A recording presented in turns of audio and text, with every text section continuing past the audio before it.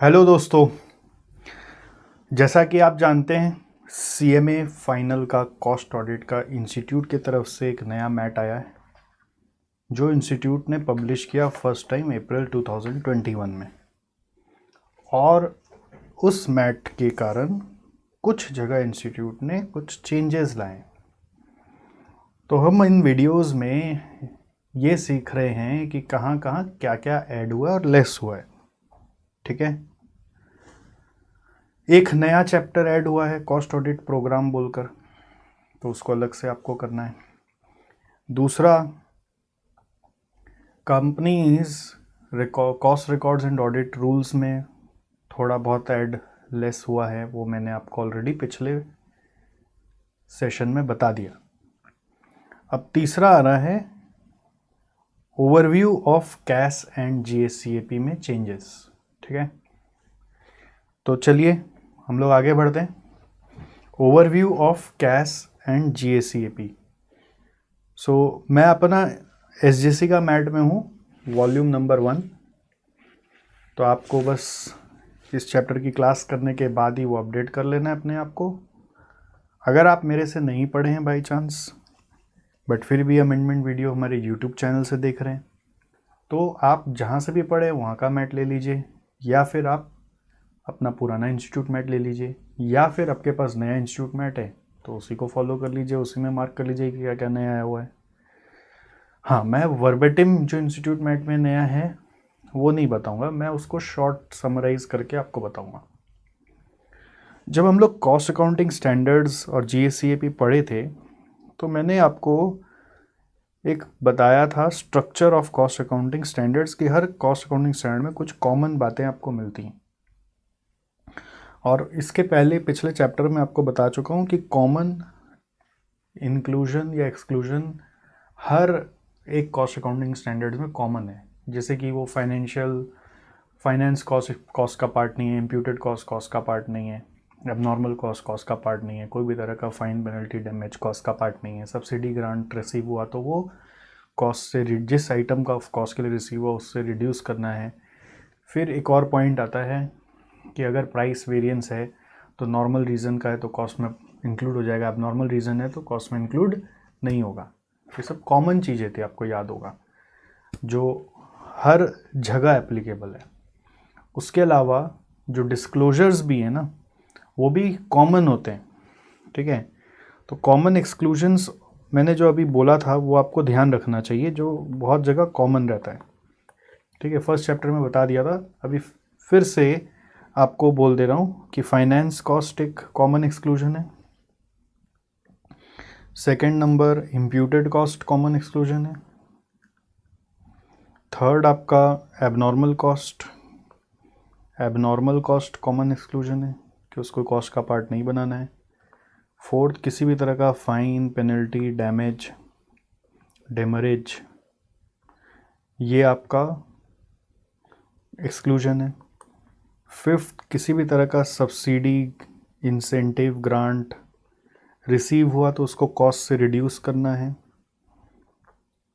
ठीक, किसी भी तरह का रिकवरी हुआ, credit for any kind of recovery, उसका क्रेडिट ले लेना है, इंक्लूडिंग जैसे कि कोई टैक्स वैक्स रिकवर हो गया, जीएसटी रिकवर हो गया, इनपुट क्रेडिट मिल गया, या सप्लायर से कुछ रुपया ले लिया, कस्टमर से कुछ रिकवर कर लिए वो। और 7 नंबर आता है कि अगर आपके यहाँ स्टैंडर्ड कॉस्टिंग इन प्लेस है, उसमें प्राइस वेरिएंस आ रहा है तो उसका नॉर्मल रीजंस वाला कॉस्ट का पार्ट है, एबनॉर्मल रीज़न वाला कॉस्ट का पार्ट नहीं है। नॉर्मल इंक्लूड करना है और एबनॉर्मल है तो एक्सक्लूड करना है। ठीक है, इसी तरह से कॉमन डिस्क्लोजर्स भी हैं, जैसे आपको यहाँ पे दिख रहा था ना डिस्क्लोजर्स, हर एक में डिस्क्लोजर रहता है, तो डिस्क्लोजर्स भी कॉमन रहते हैं। तो कॉमन क्या क्या रहते हैं उसमें डिस्क्लोजर्स में? मोस्टली आप देखोगे कि अगर फॉरेन ट्रांजैक्शन हुआ है तो डिस्क्लोज़ करो, रिलेटेड पार्टी है तो डिस्क्लोज़ करो। ठीक है, क्या क्या है कॉमन डिस्क्लोजर? जैसे अगर फॉरेन ट्रांजैक्शन है तो डिस्क्लोज़ करो, अगर रिलेटेड पार्टी का ट्रांजैक्शंस है तो उसको डिस्क्लोज़ करो। इस तरह के कुछ कॉमन डिस्क्लोजर्स है जो मैं आपको बता देता हूँ। आप अगर नोट किए हुए हैं तो ठीक है, नहीं किए हुए तो अभी नोट कर लीजिए मेरे साथ। अगर कभी भी फॉरेक्स का कोई बात हुआ तो डिस्क्लोज करना होगा, रिलेटेड पार्टी का कोई ट्रांजैक्शन हुआ तो वो डिस्क्लोज करना पड़ेगा, ठीक है। मैं एक बार श्योर हो जा रहा हूँ कि जो मैं बोल रहा हूँ वही कॉमन निकले।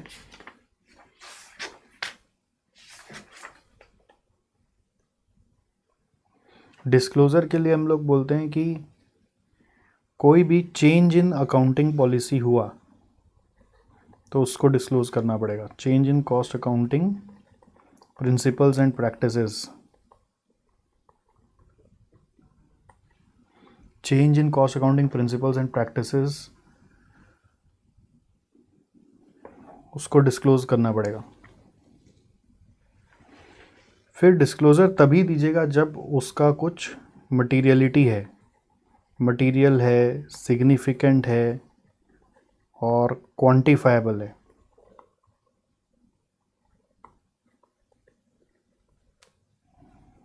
फिफ्थ नंबर, कोई भी फैक्ट विच में have material impact, any fact with material impact must be disclosed. ये नया नहीं है, अरे ये अमेंडमेंट नहीं है, मैं ये रिवाइज करा रहा हूँ कि ये सब कॉमन मिलेगा आपको, ये पहले भी पढ़ाया हुआ है। Material impact must be disclosed. इसका फ़ायदा क्या है ना, अगर इसको याद कर लो ना तो कोई भी जगह अगर बाई चांस डिस्क्लोज़र पूछ लिया तो आप आराम से लिख सकते हो। अगर 8-10 पॉइंट याद कर लिया जाए तो सबका काम हो जाए। फिर ये सब जो ऊपर में एक्सक्लूजन्स है ना, उसको भी डिस्क्लोज करना पड़ता है, ठीक है। All exclusions to be disclosed. 5 के बाद मान लो मैं 6th पॉइंट लिख रहा हूँ, all exclusions to be disclosed.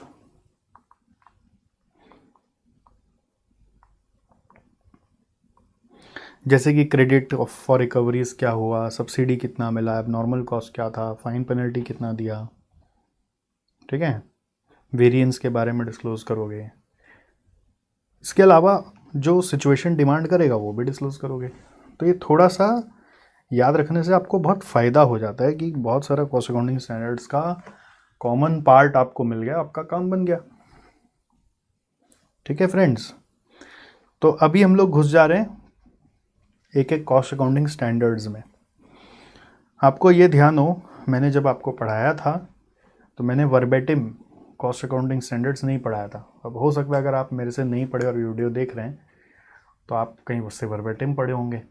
मैंने क्या किया था, कॉमन चीज़ों को हटा दिया था और जो नया नया चीज़ है किसी कॉस्ट अकाउंटिंग स्टैंडर्ड का वही पढ़ाया था। जैसे हर कॉस्ट अकाउंटिंग स्टैंडर्ड में आपको उसका ऑब्जेक्टिव मिलेगा, उसका स्कोप मिलेगा, उसका असाइनमेंट का रूल्स मिलेगा, तो ये सब ऑलरेडी हर एक में है। हाँ, पढ़ना क्या भी अपने को कि जो कॉमन चीज़ है उसके बाद में कुछ और नया नया अगर किसी में है तो वो पढ़ना है, ठीक है। तो उसी के हिसाब से नोट्स बनाया हुआ था, कॉमन को हटा के जो अलग अलग है, कुछ कुछ में रिपीट हो गया कॉमन भी।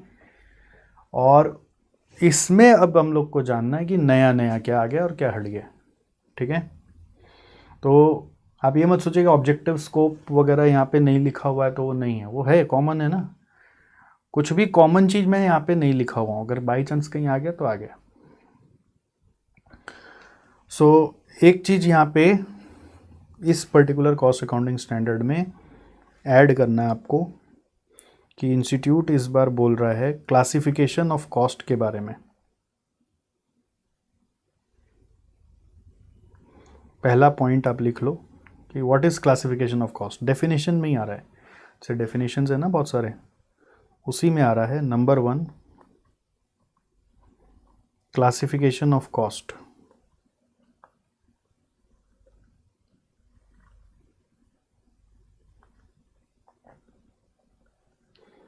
इसका मतलब क्या है लिख लो, ये सब लिख लो छोटा छोटा चीज़, ठीक है।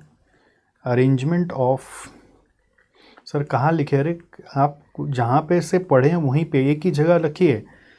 कॉपी में अगर नोट्स बना रखे हैं तो कॉपी में लिख लीजिए, बट मेरा सजेशन है बुक में ही साइड साइड में घुसा दीजिए, जिससे कि नेक्स्ट टाइम जब रिवाइज करना पड़े हमको 10 जगह जाके नहीं देखना पड़े क्या क्या अलग अलग चीज़ें। Arrangement of items of cost in logical groups. Sir इसका एग्ज़ाम रेलिवेंस क्या है ये, मतलब ऐसा मुझे नहीं लगता कि आपको पूछेगा क्लासिफिकेशन ऑफ कॉस्ट, बट भरोसा नहीं है इसलिए पढ़ लेना है। मतलब उतना कोई कॉस्ट अकाउंटिंग स्टैंडर्ड्स पे घुस के क्वेश्चन नहीं भी बनता है, बट कोई भरोसा नहीं है ना, नया नया चीज़ दिया इंस्टीट्यूट चेक कर सकता है आपका कि आप वो सब पढ़ के आए हैं कि नहीं आए, कहीं से भी कुछ भी बना देगा। Having regard to their nature, which is called as subjective classification,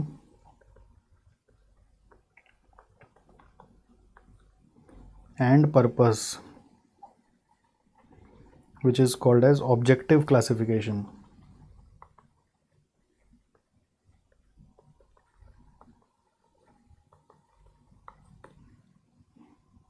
ठीक है, से नेचर वाइज हो गया कि फिक्स्ड है, वेरिएबल है। पर्पस वाइज हो गया जैसे कि प्रोडक्शन कॉस्ट है, सेलिंग कॉस्ट है, समथिंग लाइक दैट। दूसरा डेफिनेशन ऐड कर रहे हैं कन्वर्जन कॉस्ट। पता ही आपको बहुत सारा कॉमन चीज़ है, को अपने मन से भी बना के लिख सकते हो आप, बट अगर कॉस्ट अकाउंटिंग स्टैंडर्ड की भाषा में लिखना है तो it is COP minus direct material cost.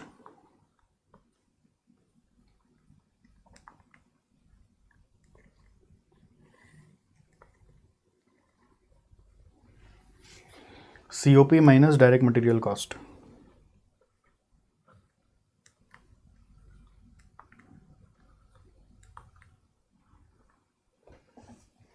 ठीक है,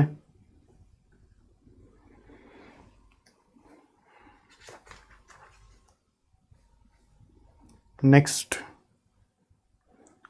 कुछ और डेफिनेशंस इंस्टीट्यूट ने बहुत सारे यहाँ पे ऐड किए हुए हैं, बट वो सब डेफिनेशन आपको आते हैं और आगे जाके GSCAP के समय मैंने बहुत सारा डेफिनेशन दिया, वहाँ से आप पढ़ सकते हैं। तो मैं अननेसेसरी यहाँ पे लिस्ट नहीं बना रहा हूँ जो जो इंस्टीट्यूट ने यहाँ पे डाले हैं और मैंने नहीं लिया हुआ है। मैंने इसलिए नहीं लिया हुआ क्योंकि मैं सारे डेफिनेशंस को उठा के एक जगह डाल चुका हूँ, आपको वो पार्ट दिखा दूंगा तो वहाँ से आप पढ़ लीजिएगा। ऐसे बहुत सारे और भी डेफिनेशन बेसिक कॉन्सेप्ट्स के इंस्टीट्यूट ने डाले हुए, जैसे कि कॉस्ट ऑफ प्रोडक्शन क्या होता है, कॉस्ट ऑफ ट्रांसपोर्टेशन क्या है, डेवलपमेंट कॉस्ट क्या है, इनडायरेक्ट एम्प्लॉय कॉस्ट क्या है, डायरेक्ट एक्सपेंस क्या है, डायरेक्ट मटेरियल क्या होता है। ये सब एक्सपेक्ट नहीं कर सकते कि अपने एग्ज़ाम में पूछेगा। थोड़ा सा एग्ज़ाम ओरिएंटेशन भी रखना है, बहुत ज़्यादा घुस घुस के अपने स्टैंडर्ड्स में माथापच्ची करेंगे तो स्टैंडर्ड्स की रह जाएंगे और कुछ बचेगा नहीं फिर। तो वो सारा डेफिनेशन इकट्ठा करके एक साथ आपको हमारे मैट में दिया हुआ आपको दिखा देंगे, GSCAP से आप पढ़ लीजिएगा। बाकी अगर आपके पास हमारा मैट नहीं है तो मतलब आप हमारे स्टूडेंट नहीं है अगर, तो आपको इसका जो रेलिवेंट कॉस्ट अकाउंटिंग स्टैंडर्ड्स है इंस्टीट्यूट का नया मैट में, आप वहाँ से देखिएगा। तो मेरे हिसाब से ये मैंने लिखा दिया, मेरे को ज़रूरत नहीं लग रहा था बट फिर भी मैंने लिखा दिया। अच्छा, नेक्स्ट जैसे यहाँ पे पॉइंट्स चल रहा था ना, डेफिनेशन के बाद cost, cost centre, cost object, ठीक है। तो ये मैंने वैसे 5 नंबर करा दिया था आपको उस समय, basis of classification of cost. Ideally आपको ये 5 नहीं करके ये अलग पूरा एक हेडिंग होगा, जैसे डेफिनेशन एक हेडिंग था ना, वैसे ये एक अलग हेडिंग होना था।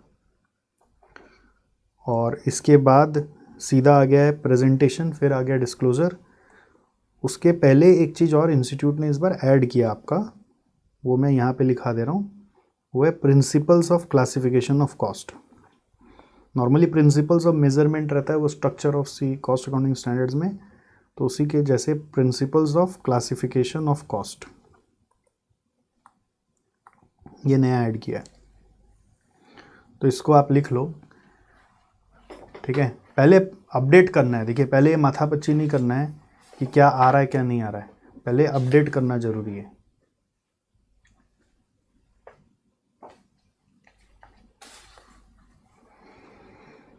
देखो कॉस्ट, पॉइंट नंबर 1 है cost shall be classified by the process of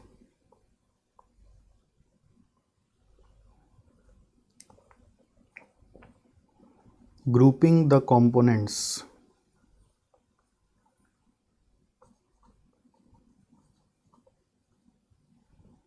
of cost under a common designation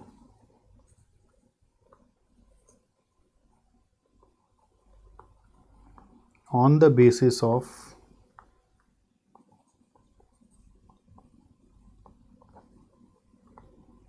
similarities of nature, attributes or relations, full stop. Items grouped together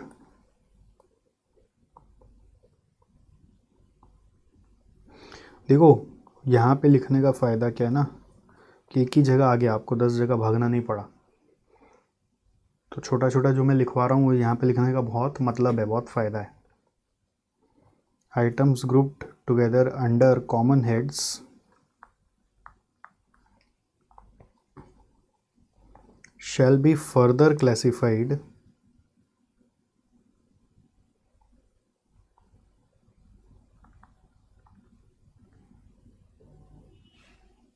to their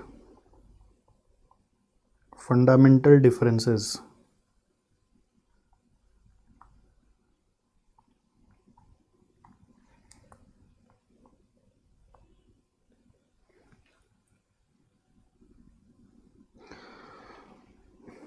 बोले common designation के basis में या फिर कोई similarities of nature, attributes, कोई commonality खोज कर एक साथ डाल देना है, बस यही बात है। दूसरा, every item should be classified, every item should be classified.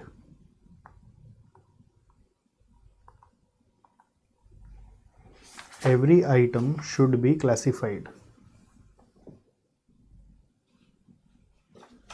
Every item of cost, मतलब every item means every item of cost.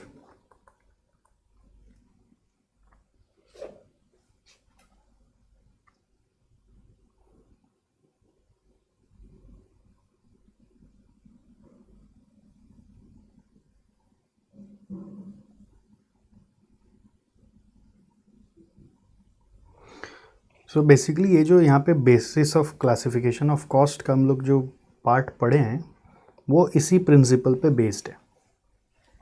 ये जो प्रिंसिपल लिखा है हमने उसी के ऊपर ये बेस्ड है। ओके, कभी कभी ऐसा भी हो सकता है कि कुछ कॉस्ट मल्टीपल हेड्स में जा रहे हैं, ऐसा हो सकता है। जैसे कुछ कॉस्ट फिक्स कॉस्ट भी है तो एट द सेम टाइम वो बैच कॉस्ट भी है। सो मल्टीपल जगह भी क्लासीफाई हो ही सकता है, और फिर वो जैसा जब नीड पड़ता है तो वो कॉस्ट एक यहाँ पे भी जाता है तो कॉस्ट वहाँ पे भी जाता है। एक कॉस्ट वेरिएबल कॉस्ट भी है तो एट द सेम टाइम वो प्रोडक्शन कॉस्ट भी है, तो मल्टीपल जगह एक कॉस्ट जा ही सकता है। तो ये आपको लिखना है तो आप लिख लीजिए कि cost can also, one cost can B classified into different heads. ये इम्प्लाइड है बट फिर भी अगर आपको लिखना है तो आप लिख लीजिए cost can B one cost, या a cost can be classified into multiple heads.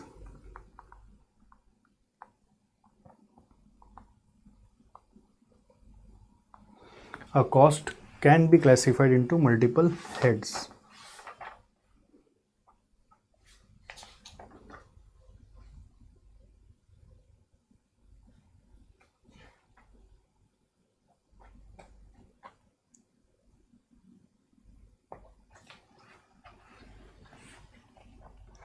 हो गया।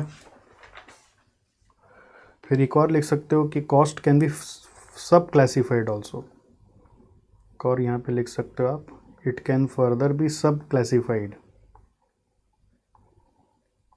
As required for cost report. Cost report का जब आप एनेक्शर्स पढ़ते हो तो उसमें बहुत सारा हेडिंग्स बना हुआ है। तो कॉस्ट को, जैसे प्रोडक्शन ओवरहेड्स एक क्लासिफिकेशन है, तो प्रोडक्शन ओवरहेड्स के अंदर बहुत सारा सब क्लासिफिकेशन भी आ सकता है कि स्टोर्स एंड स्पेयर्स का क्या है, तो रिपेयर्स एंड मेंटेनेंस का क्या है, लाइक दैट। या रिपेयर्स एंड मेंटेनेंस का है तो repairs and maintenance at factory कौन सा है, repair and maintenance at administrative office कौन सा है, ऐसे करके ब्रेकअप किया जा सकता है। जितना फर्दर चाहे आप कर लीजिए, कोई उसमें डायरेक्शन दिया हुआ है, रूल वैसा नहीं बनाया हुआ है कि आपको यही करना पड़ेगा। ठीक है, तो इसके साथ कॉस्ट अकाउंटिंग स्टैंडर्ड 1 में जो नयापन था वो मैंने आपको बता दिया। अब आप 2 में आ जाओ। 2 में एक नया चीज़ है, जैसे टाइप्स ऑफ कैपेसिटी में आपको ए से एफ तक बताया था ना, तो एक और कैपेसिटी का टाइप जोड़ देंगे यहाँ पर, जी नंबर, एफ के बाद जी आ जाएगा।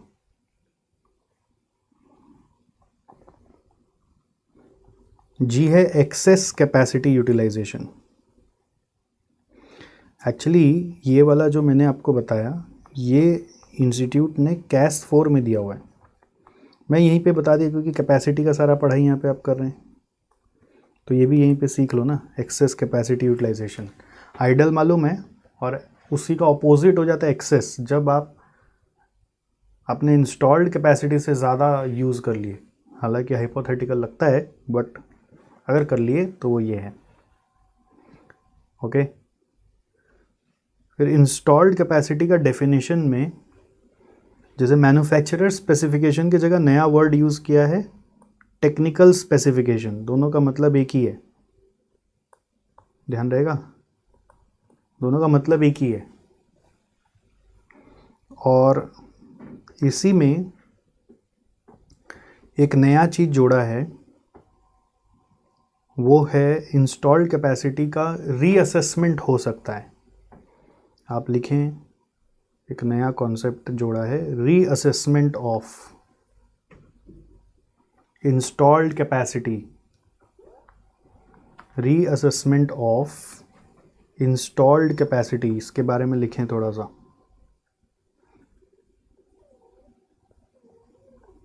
Reassessment of installed capacity.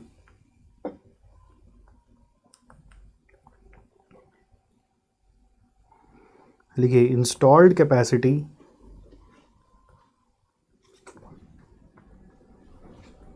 shall be reassessed in case of any change due to addition, deletion, modification, or for any other reason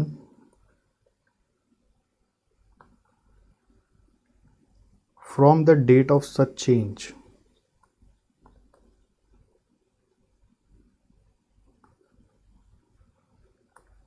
कब रीअसेस करेंगे? In case of any addition, deletion और modification, और for any other reason.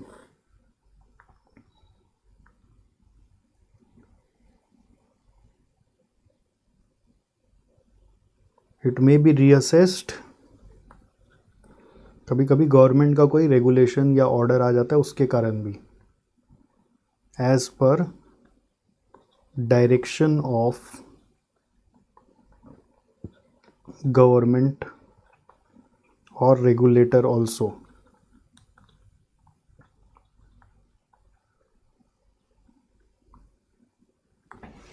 ठीक है, तो ये एक नया चीज़ था, रीअसेसमेंट ऑफ इंस्टॉल्ड कैपेसिटी कब करना है। नेक्स्ट, फिर जैसा कि मैंने यहाँ पे बोला कि एक नया जोड़ना है, एक्सेस कैपेसिटी यूटिलाइजेशन। तो उसका मतलब क्या है? एक्सेस कैपेसिटी यूटिलाइजेशन का मतलब लिख लो छोटा सा, एक्सेस कैपेसिटी यूटिलाइजेशन। जैसे मैं लिख रहा हूँ ना इधर उधर करके, आप भी वैसे ही लिखो यार, एक जगह रहेगा तो रिवीजन करना इजी रहेगा ना। एक्सेस कैपेसिटी यूटिलाइजेशन, इसका मतलब क्या है? Actual is more than installed, actual is more than installed. जब कभी भी एक्चुअल कैपेसिटी ज़्यादा हो गया इंस्टॉल्ड से, तो उसको बोलेंगे एक्सेस कैपेसिटी। आइडल सो सुना ही है, एक्सेस भी सुन लिया, उसका अपोजिट। ठीक है, अच्छा, प्रेजेंटेशन में क्या सिखाया गया था कि normal capacity and actual capacity utilisation shall be presented as a percentage of installed capacity. इसी के बाद एक और सीखना है, इसमें एक और ऐड हो रहा है कि installed capacity, normal capacity and actual capacity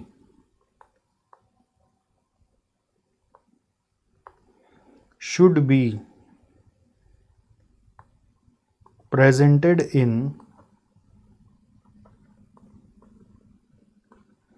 absolute terms.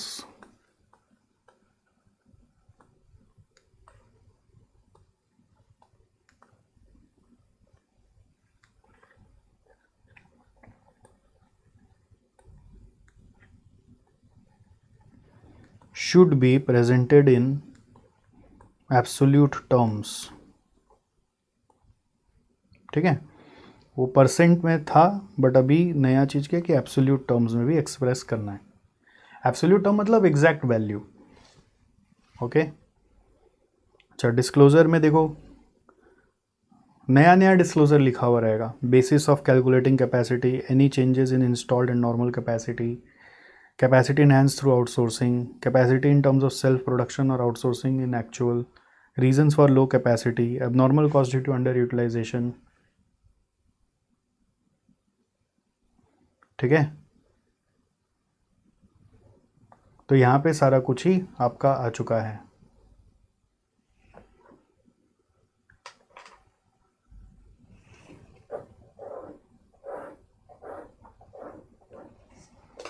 सो इसके साथ कैश 2 में जो नया आया था वो खत्म हुआ।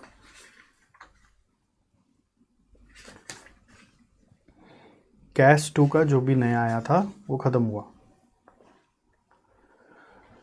अब हम लोग कैश 3 में चल रहे हैं। एकदम आराम से, कोई हड़बड़ नहीं है। आपको क्या हड़बड़ लग रहा है? हड़बड़ लग रहा है, वीडियो का स्पीड बढ़ा लो। मेरे को कोई हड़बड़ नहीं है आपको भगा भगा के बताने का। बहुत ध्यान से खोज खोज के बताना पड़ रहा है। ठीक है, मैं नहीं चाहता आप आउटडेटेड कॉस्ट अकाउंटेंट बने, इसलिए पूरा अपडेटेड रखो अपने आप को। एग्जाम में क्या आया नहीं है वो बात का चीज़ है।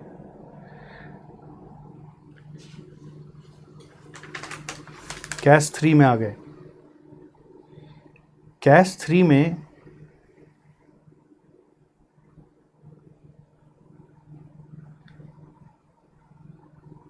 जैसे वो जनरल प्रिंसिपल्स मैंने लिखा था ना, वही सारा पॉइंट्स यहाँ पे लिखा हुआ है।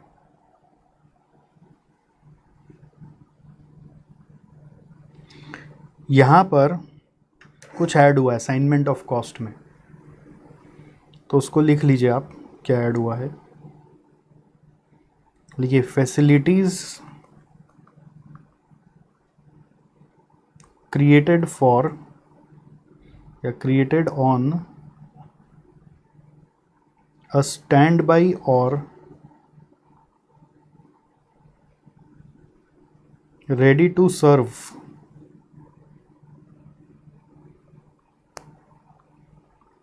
basis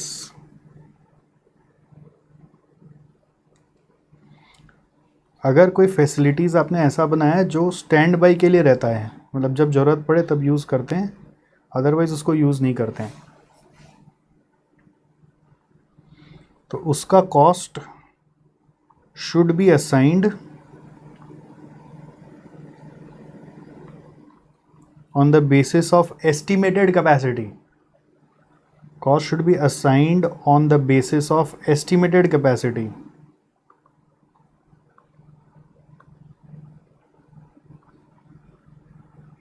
कैपेसिटी भी बोल सकते हैं या बेनिफिट्स भी बोल सकते हो। Estimated benefits instead of actual, estimated benefits instead of actual.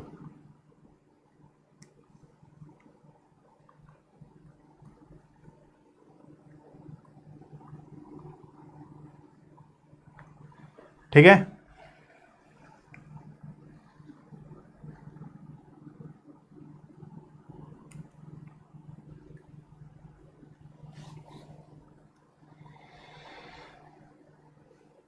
Next presentation में एक पॉइंट और ऐड करना है, थर्ड पॉइंट। वो बेसिकली आप बोल सकते हैं इसका कंटिन्यूएशन है फर्स्ट का। फॉर एग्जांपल के लिए यहाँ पे लिखना है इफ़ मटेरियल, अगर मटीरियलिटी है, मटेरियल मतलब रॉ मटेरियल नहीं, मटीरियलिटी मतलब सिग्निफिकेंट है, तो आपको अपना कॉस्ट का element wise and behaviour wise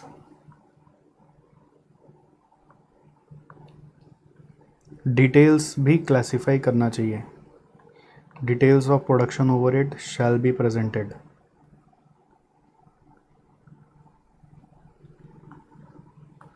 जैसे कि पॉइंट है कि अगर आपको लगता है कि इससे कुछ बेनिफिट होगा तो प्रेजेंट करना है।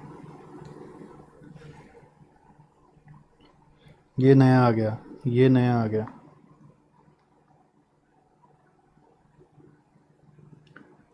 ओके, बाकी जो आपको पढ़ाया वो है ही, सब कुछ चेंजेस नहीं है। थोड़ा बहुत जो ऐड हो गया वो सब मैं बता दे रहा हूँ कि ये सब भी अगर कभी पढ़ रहे हो तो इनकॉर्पोरेट कर लेना अपने यहाँ पर।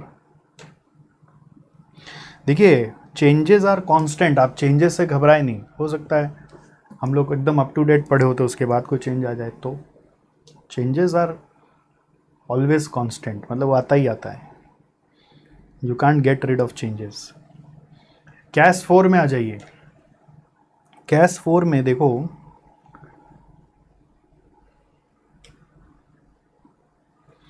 आपको दो चीज़ पढ़ाया था कि एक कैश 4 ये वाला है, उसका इलस्ट्रेशंस मैंने आपको करा दिया था।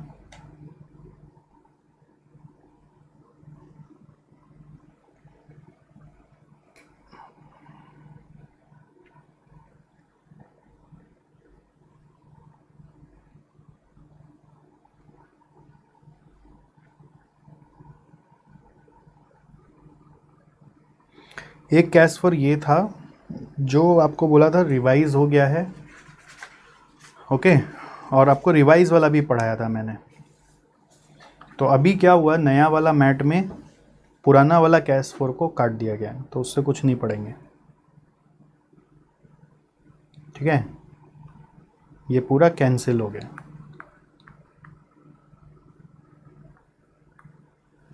कैंसिल, ठीक है, पूरा ये पेज भी कैंसिल। इलस्ट्रेशन कैंसिल नहीं हुआ है, ये इलस्ट्रेशन कैंसिल नहीं हुआ है, खाली नोट्स कैंसिल हुआ है। यहाँ से पढ़ना है।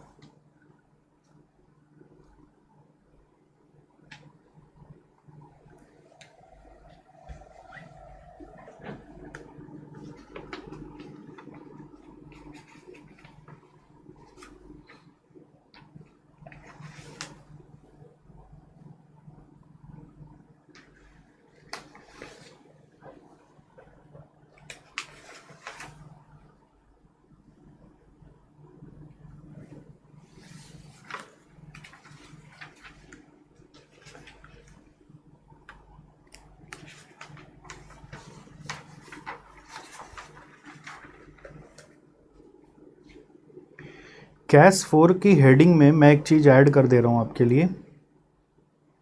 ये जो कैश 4 लिखा गया ये सब जीएसटी पर्पज़ के लिए लिखा गया, तो यहाँ पे बस ऊपर में लिख दे रहा हूँ as required under provisions of GST rule. GST rule अगर आप पढ़ें तो उधर एक आता है कि टैक्सेबल वैल्यू निकालने के लिए आपको जीएसटी एक्ट्स और रूल्स,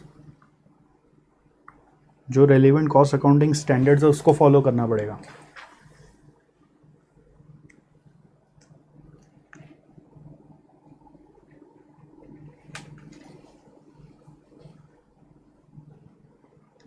ठीक है, सो कैश 4 पूरा चल रहा है। यहाँ पे ये एक और डेफिनेशन था, इसको अंडरलाइन कर देते हैं। प्रोडक्शन और ऑपरेशन ओवरहेड्स, इसमें कुछ डेफिनेशन आए हैं बट वो मैं बोला ना सारा डेफिनेशन इकट्ठा करके आपको एक साथ दे दूंगा। दिया हुआ है कहाँ पे दिखा दूंगा आपको, उसमें मगजमारी नहीं करना है। ये सब जैसा है पूरा आपको पढ़ना है। यहाँ पे चेंजेस है प्रेजेंटेशन में।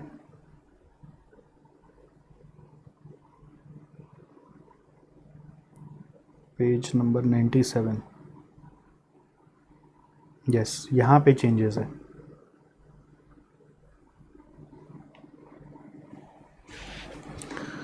प्रेजेंटेशन में चेंजेस है तो उसको लिखना पड़ेगा आपको। मैं तो यहाँ पे लिख दूंगा छोटा छोटा करके।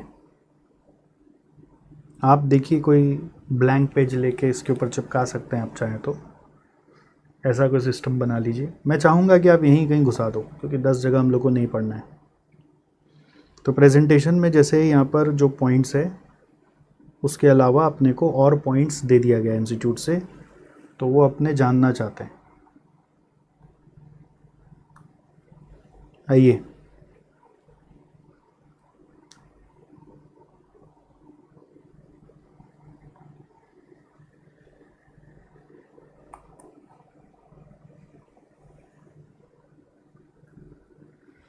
पहला पॉइंट, कंपनीज कवर्ड अंडर, मैं एकदम शॉर्ट में लिखाऊंगा, वर्बेटिम नहीं लिखा रहा हूँ। Under CRA rules 2014, companies covered under CRA rules 2014।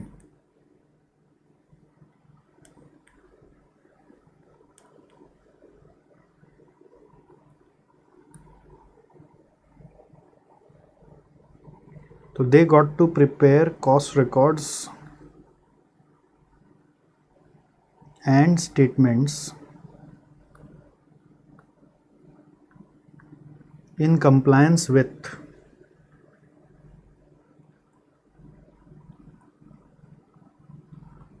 the said rules,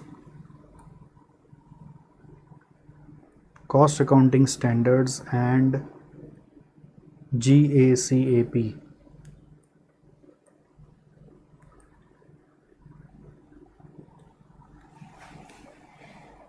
Prepare cost records and statements in compliance with said rules, cost accounting standards and GAAP. Second point है, companies not covered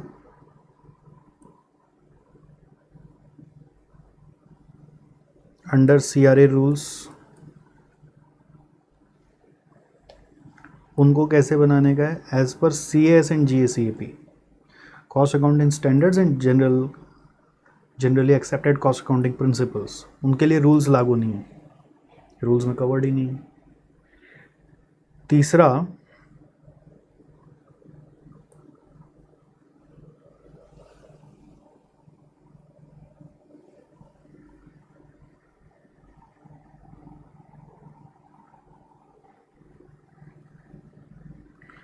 जो cost statements बनाने पड़ते हैं यहाँ पर as per GST, cost statements as certified,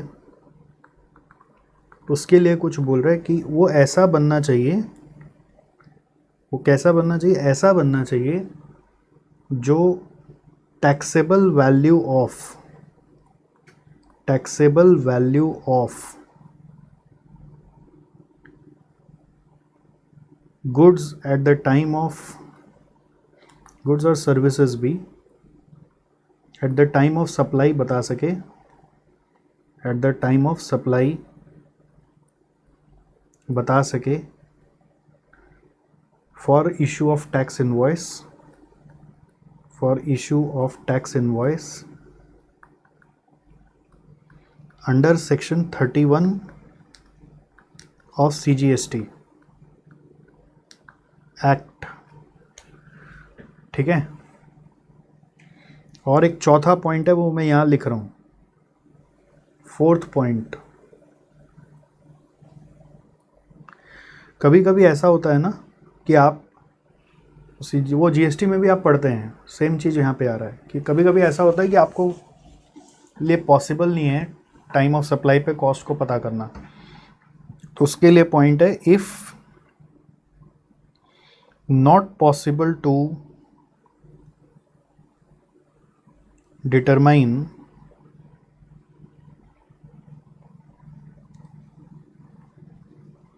the cost at the time of supply,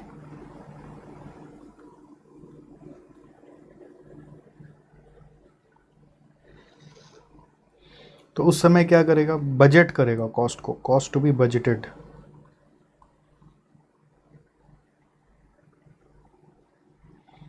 and cost accountant को क्या करना है, and provisional certificate to be issued, provisional cost certificate to be issued.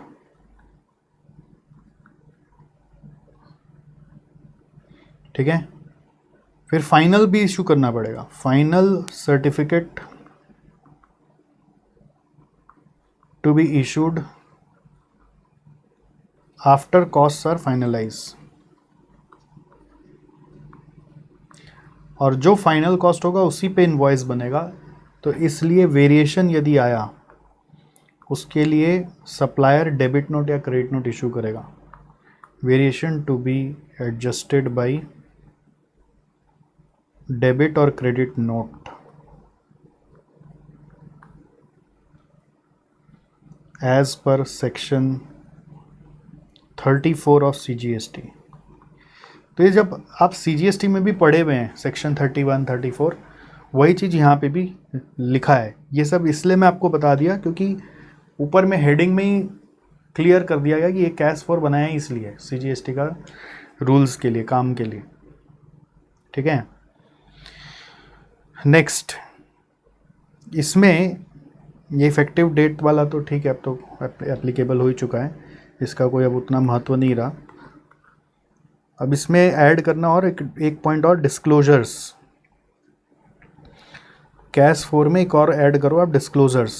Common disclosure तो है ही अपनी जगह, उसके जगह एक और डिस्क्लोजर मुझे लगा कि आपको जानना चाहिए, वो है if opening and closing stock of WIP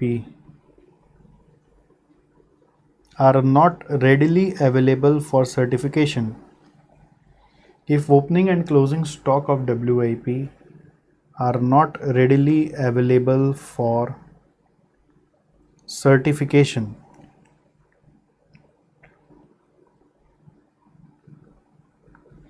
comma, the same should be disclosed.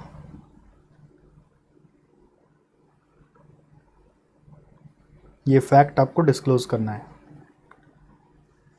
ठीक है, the same should be disclosed.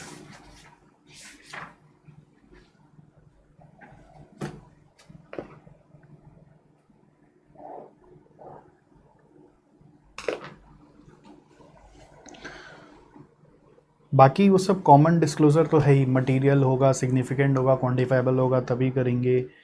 कोई भी फैक्ट का मटेरियल इम्पैक्ट है तो ज़रूर बताएंगे। कॉस्ट अकाउंटिंग प्रिंसिपल्स में अगर कोई चेंजेस है तो उसको भी डिस्क्लोज़ करेंगे। कॉमन डिस्क्लोज़र है, बाकी उसके अलावा ये सब भी है, ध्यान रहेगा। हाँ, मैं अभी खाली एड ऑन्स पढ़ता रहा हूँ, वो चीज़ को ही आपको ध्यान देके सुनना है।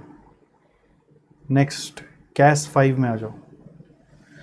कैश 5 में थोड़ा सा लिखना है आपको।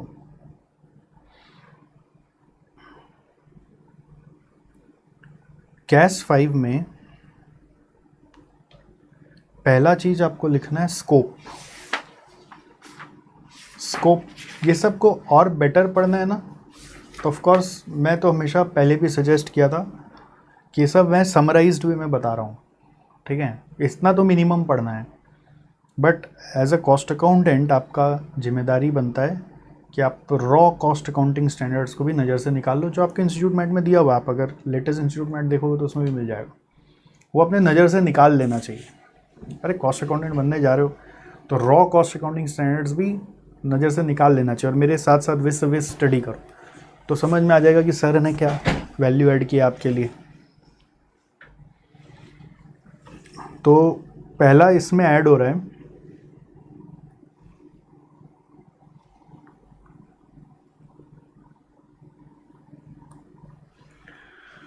इसका स्कोप। स्कोप मैंने नहीं लिखा हुआ होता तो उसका स्कोप ऐड कर रहे हैं। स्कोप में पहला पॉइंट है, मतलब किस किस रीज़न से एवरेज कॉस्ट ऑफ ट्रांसपोर्टेशन का यूज़ है, क्या पर्पज़ है। तो पहला स्कोप है इसका average transportation cost for claiming the deduction for arriving at the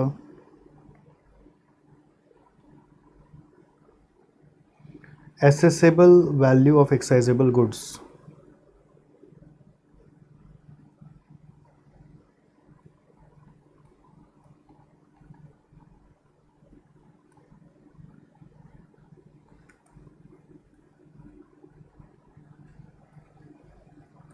second number, insurance claim valuation. ये मेरे को लगता है रटा जा सकता है, इससे ऊपर कोई क्वेश्चन बोल भी सकता है, नया चीज़ भी है ना। Third number, claim for freight subsidy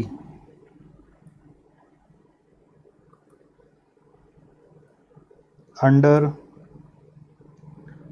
fertiliser industry coordination committee.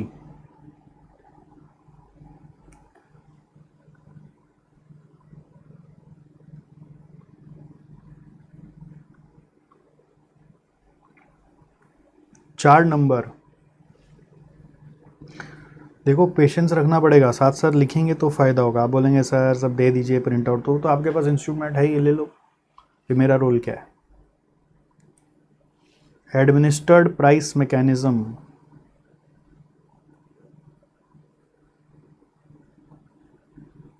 Of freight. 5 number, inward freight cost.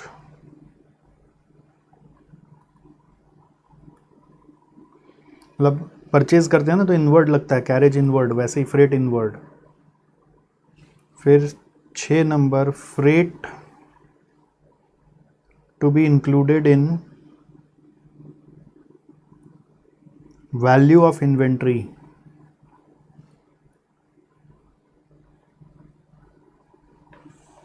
ठीक है, तो ये स्कोप है, मतलब इस कारण से हम लोगों को ये वाला स्टैंडर्ड को पढ़ना है। इसके डेफिनेशंस में एक ऐड किया गया है, वो है ट्रांजैक्शन वैल्यू। एक और डेफिनेशन ऐड करो, ट्रांजैक्शन वैल्यू। लिखो, as per section 4 of central excise act 1944 और सेक्शन 14 है ऑफ द कस्टम्स एक्ट 1962 और एनी अदर एक्ट और regulations.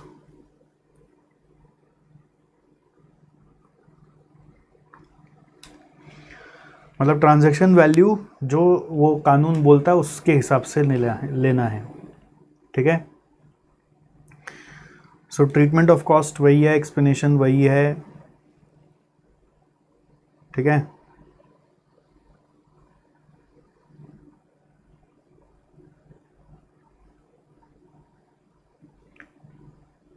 Separate records for different categories मैंने यहाँ पे लिखा हुआ है, रेफर पॉइंट 8 पेज 19।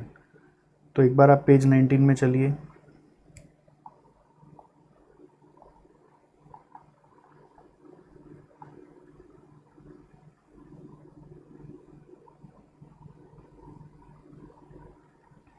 ये देखिए, यहाँ पे जो जो चीज़ पढ़ाया था ना कि रिकॉर्ड्स क्या क्या चीज़ का बनाना है, इनवर्ड का home country and import, outward का home country and export, factory to depot, factory to job worker, trading activity, directly allocable, common cost of own fleet, mode wise, exempted goods का अलग, एक्साइजेबल goods का अलग, वो सारा यहाँ पे भी लागू है। ये चीज़ को भूलिएगा नहीं, ये आपका कॉस्ट अकाउंटिंग स्टैंडर्ड्स में दिया हुआ है।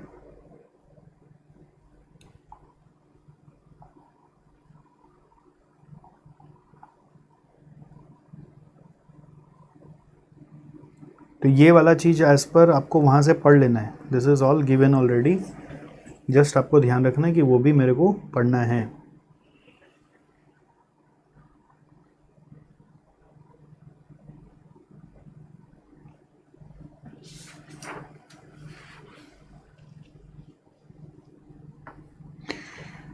एक नया पॉइंट यहाँ पे घुसा दिया है, वो है कि कॉस्ट शीट, एक नया पैरा घुसाया है कॉस्ट शीट बोलकर, कि जो ट्रांसपोर्टेशन कॉस्ट का कॉस्ट शीट है वो कैसा होगा,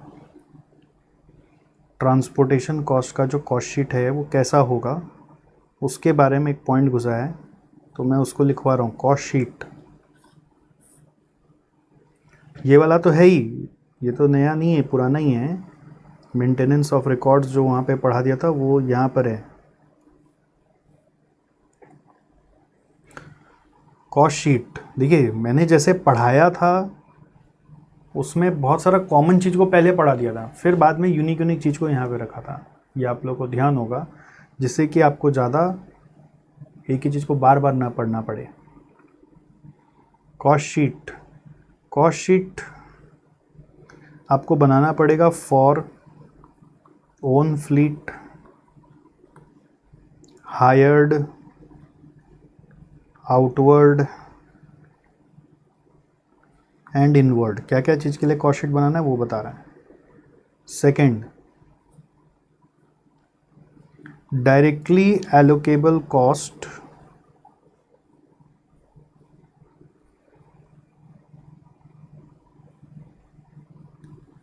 to be allocated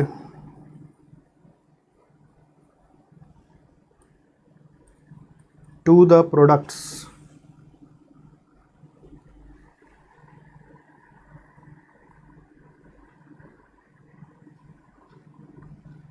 फिर common cost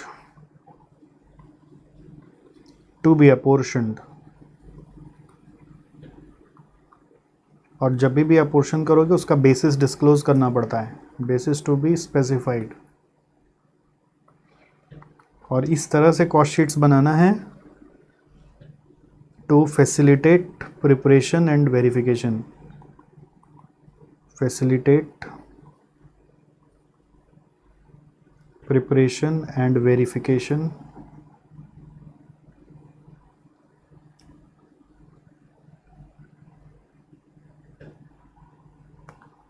of transportation cost, मतलब ठीक से रिकॉर्ड भी बन जाए और ज़रूरत पड़े कल को कॉस्ट ऑडिटर आके उसको वेरीफाई करना चाहता हो तो इस तरह से बनाया जाए कि ट्रांसपोर्टेशन कॉस्ट इजीली वेरीफाई भी किया जा सके। तो इसके लिए इंस्टीट्यूट ने अपेंडिक्स दिया हुआ है कि कैसे कैसे ये ढांचा बनेगा, तो अपेंडिक्स के हिसाब से बनाओगे तो वो अपने आप फैसिलिटेट करेगा। इस बात को प्रूव करने के लिए आपको बस ये ध्यान रखना है कि हम लोगों के पास अपेंडिक्स होता है, एज पर फॉर्मेट आपको बनाना है। ओके, सो ये थी कॉस्ट अकाउंटिंग स्टैंडर्ड नंबर 5 की दास्तान।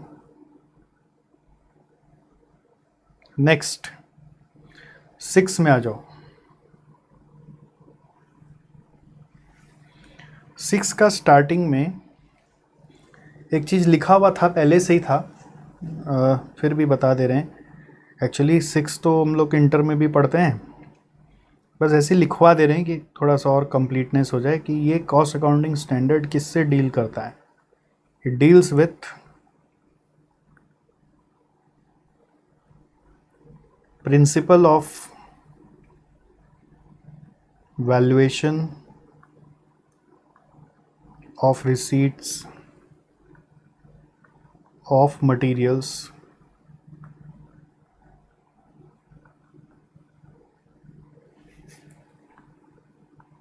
फिर issue of materials,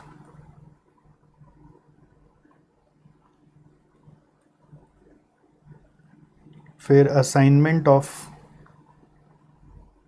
materials cost to cost objects.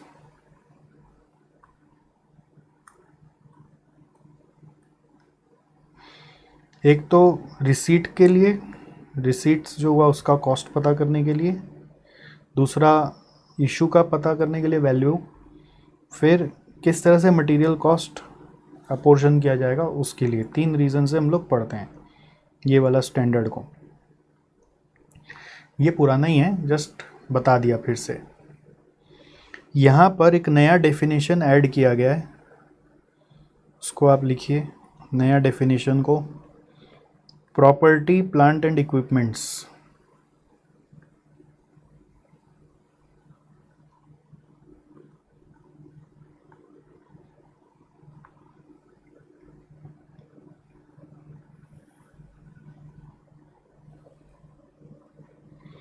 लिखिए प्रॉपर्टी प्लांट एंड इक्विपमेंट्स के लिए लिखिए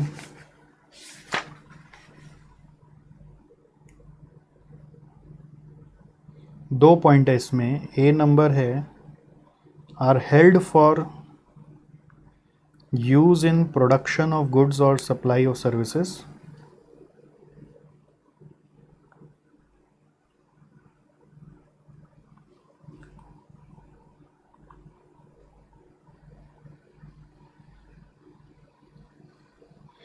और for rental to others,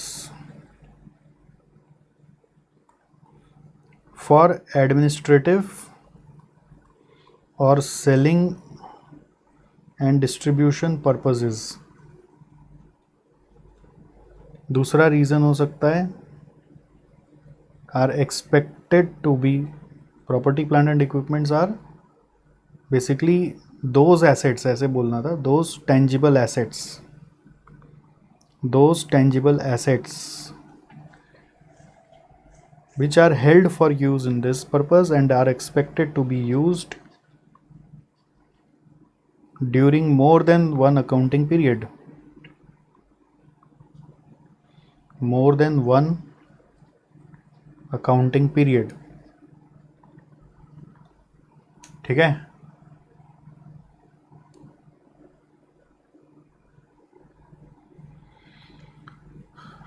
definition है, कभी कोई ऑब्जेक्टिव क्वेश्चन बन जाए, कुछ भी आ जाए।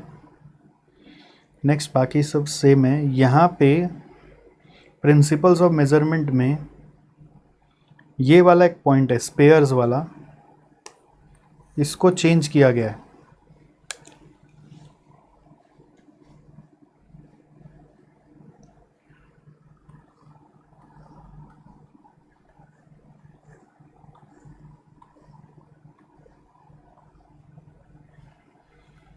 ये वाला पॉइंट को चेंज किया गया है। उसके जगह क्या आ गया, वो ही पॉइंट आ गया जो पहले आपको बताया था एक जगह और ऊपर में।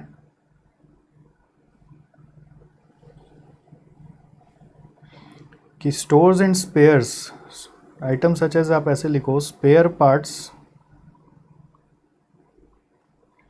Stand by equipments, stand by and servicing equipments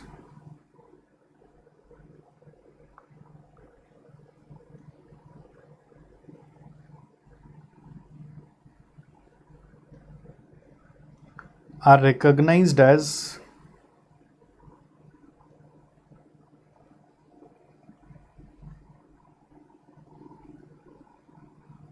property plant and equipment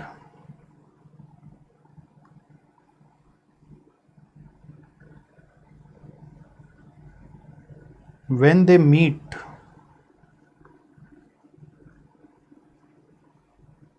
the definition of, या meet its definition। Property plant equipment का डेफिनेशन ऊपर में बता ही दिया आपको। फिर otherwise and depreciated accordingly, and depreciated accordingly.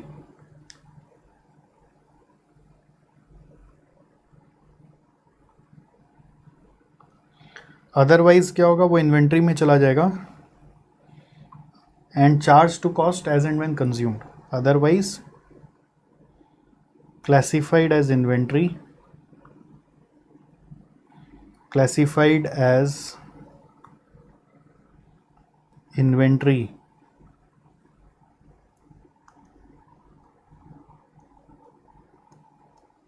and charge to cost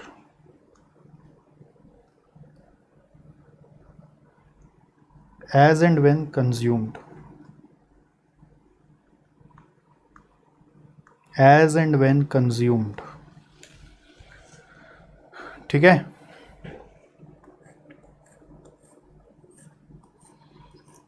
वो रिपीट ही हुआ एक तरह से, पहले भी इसका बारे में आप पढ़ लिए थे ऊपर में रिपेयर्स एंड मेंटेनेंस के समय।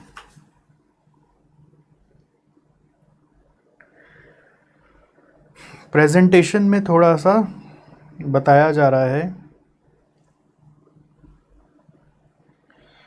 जैसे direct material shall be classified in the cost statement under suitable heads. तो सूटेबल हेड्स मतलब क्या क्या हेड्स हो सकता है, इसके बारे में बात कर रहे हैं। तो इसका एग्जाम्पल है, ये पहले भी था, ये नया चीज़ नहीं है मेरे हिसाब से, ये पहले भी था। Raw material, components, semi finished goods,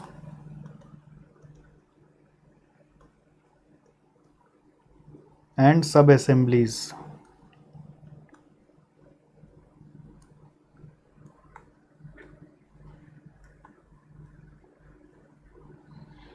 raw material, components, semi finished goods and sub assemblies.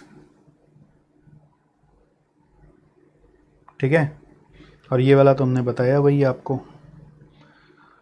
इस तरह से आपको क्लासिफाई करना है।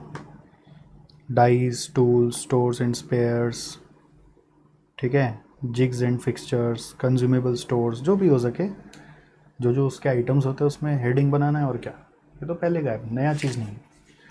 नया चीज़ खाली वही था कि स्टोर्स एंड स्पेयर का ट्रीटमेंट जो वहाँ पे भी चेंज हुआ था और यहाँ पे भी आ गया, और प्रॉपर्टी प्लांट इक्विपमेंट का डेफिनेशन। ठीक है, तो इसके साथ 6 नंबर का काम ख़त्म हुआ।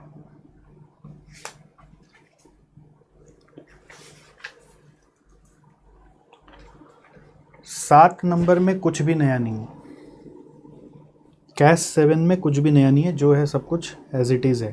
तो मैं उसमें नहीं जा रहा अभी वापस।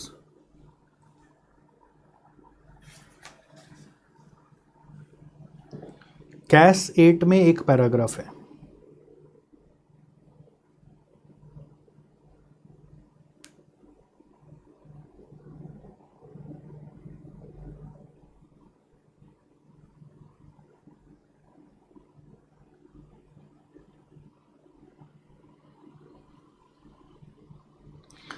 जैसे यहाँ पे प्रेजेंटेशन लिखा हुआ है ना, उसके पहले है असाइनमेंट ऑफ कॉस्ट बोल के एक पैराग्राफ, मैं ऊपर में लिख दूंगा।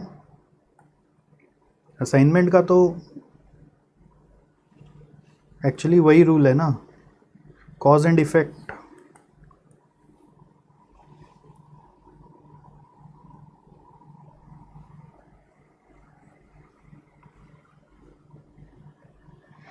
इसमें मुझे खाली कॉमन चीज़ के अलावा एक लाइन लिखाना है कि the most appropriate basis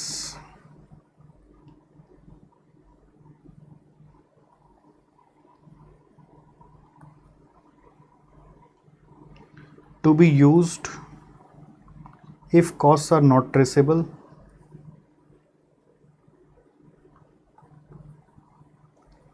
and to be determined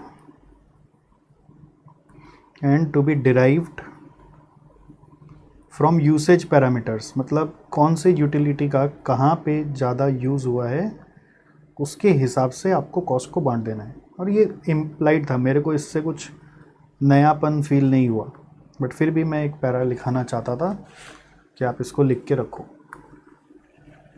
ठीक है, दैट्स इट।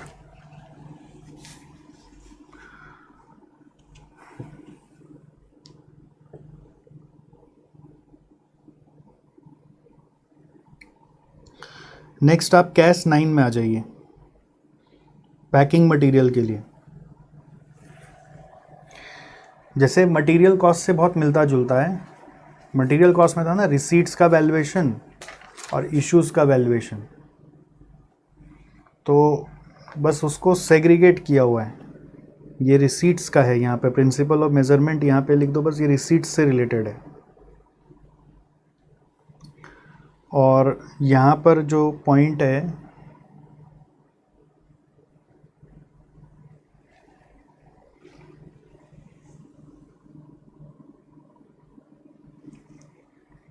यहाँ पे any further changes does not form word छूटा हुआ था,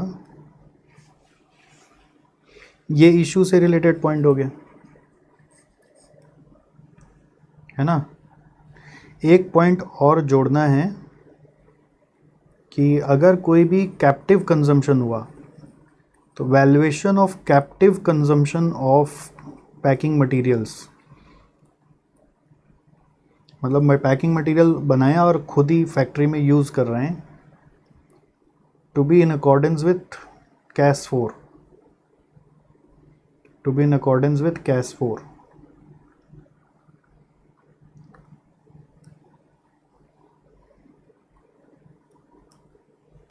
ठीक है, बस एक लाइन लिख लो ना कि अगर इसके बारे में कभी कुछ लिखना हो तो लिख देना।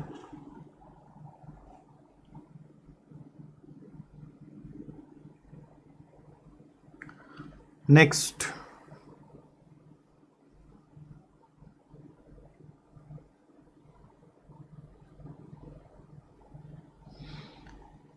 कैश 10 में आ गए हम लोग, डायरेक्ट एक्सपेंसेस।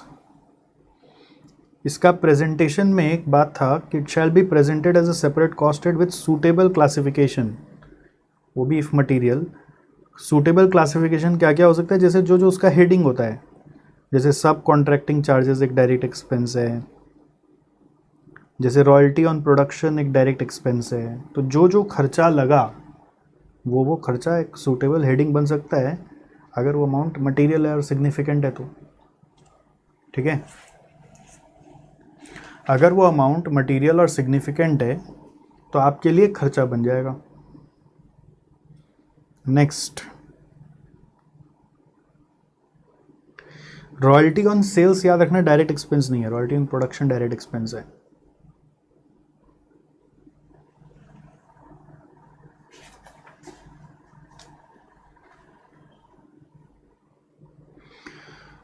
एडमिनिस्ट्रेटिव ओवरहेड में असाइनमेंट ऑफ कॉस्ट, आप देखिए वही कॉमन चीज़ है, उसके अलावा कुछ एग्जांपल्स दिए हुए थे वो मैं बता दे रहा हूँ, थोड़ा सा और क्लैरिटी आ जाएगा।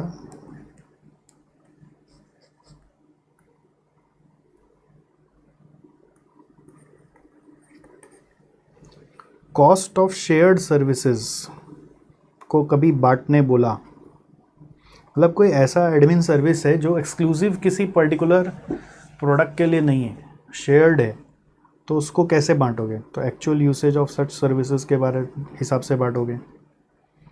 दूसरा, resources by way of infrastructure, अगर कोई इंफ्रास्ट्रक्चर टाइप का कोई रिसोर्स लाया गया है तो उसको कैसे बांटोगे। Readiness to serve basis, readiness to serve basis, basically it's another way to call as estimated basis।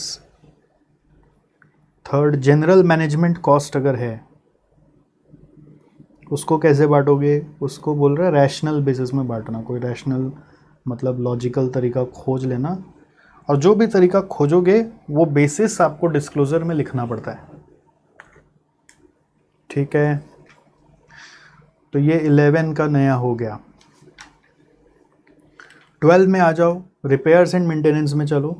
Sir सब में कुछ ना कुछ है क्या, नहीं नहीं ऐसा थोड़ी है, सब में नहीं है। अरे एक एक लाइन ऐड हो रहा है तो कोई मैटर ही नहीं कर रहा ना।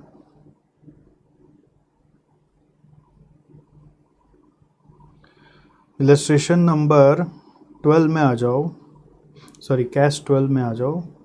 इसका रिपेयर्स एंड मेंटेनेंस का वही देखो, असाइनमेंट ऑफ कॉस्ट में वही सारा कॉमन चीज़ है, ट्रेसेबिलिटी, कॉज इफेक्ट और बेनिफिट्स रिसीव्ड, बट इसमें एक चीज़ और हम ऐड कर रहे हैं, लिखिए यहाँ पे नीचे में, if the repairs and maintenance cost including the share of cost of reciprocal exchange of services,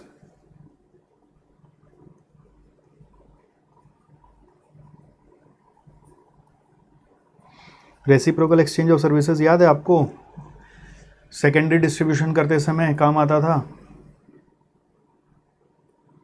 is shared by several cost object, is shared by several cost objects. The related cost shall be measured as an aggregate and distributed as per CAS 3.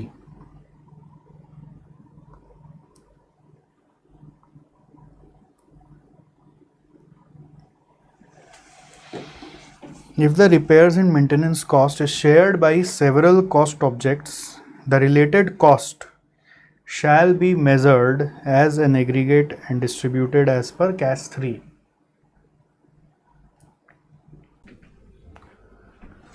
Okay, CAS 13 में आ जाते हैं। Cost of service cost centre, इसमें बाकी सब same है, disclosures वगैरह भी आप देखेंगे कॉमन वाला रिपीट हो गया।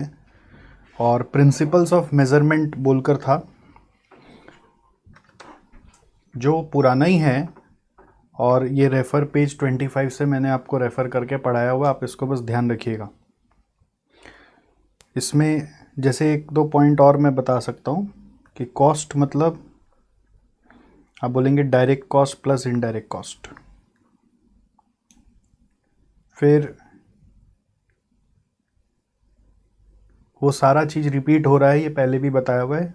बॉट आउट सर्विस होगा तो net purchase cost self generated, यानी कि इन हाउस हुआ तो, अगर इन हाउस हुआ तो उसमें जो जो खर्चा लगा वो इंटर यूनिट ट्रांसफ़र होगा। अगर तो इंटर यूनिट ट्रांसफ़र में आपको याद है क्या, उसमें इंक्लूड करना है distribution cost apart from the normal cost जो सेल्फ मैन्युफैक्चर करने के लिए लगता है।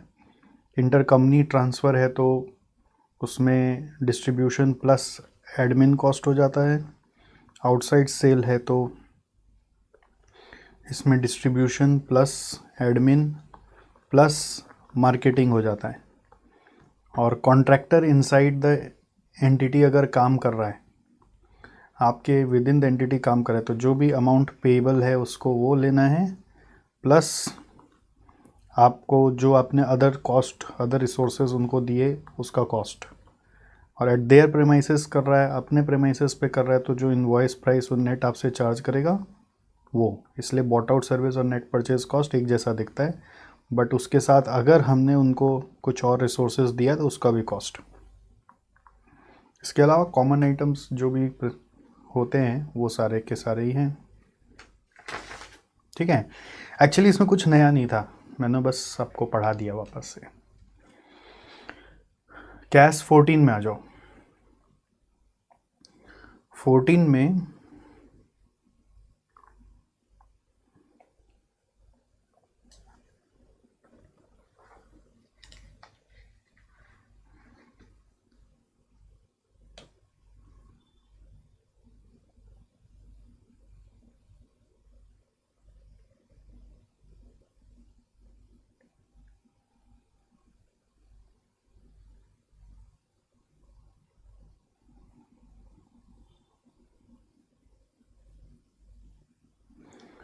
14 में कुछ और पॉइंट्स हम ऐड कराएंगे प्रिंसिपल्स ऑफ मेजरमेंट में, ठीक है।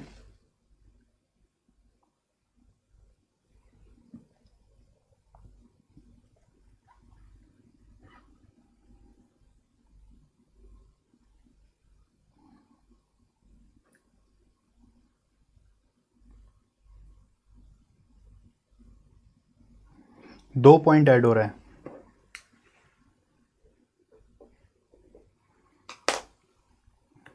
प्रिंसिपल्स ऑफ मेजरमेंट में ये सारा जो मैं हाथ से लिखा दिया था वो तो है ही, उसके अलावा दो पॉइंट मुझे और लग रहा है कि थोड़ा सा बता दिया जाए तो अच्छा रहेगा। जैसे 4 हो गया था, फिर 5 हो गया, फिर 6 हो गया, 1 2 3 4 था ही, तो 6 के बाद मैं कंटिन्यू कर रहा हूँ 7। थोड़ा सा जगह छोड़ के लिखो, असाइनमेंट में भी कुछ एक बार डिस्कस कर लेंगे अगर हुआ तो। 7 नंबर में cost of pollution control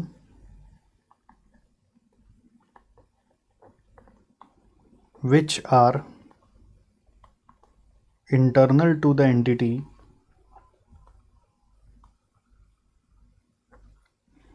should be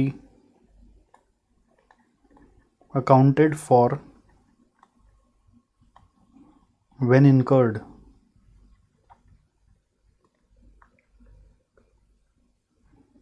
They should be measured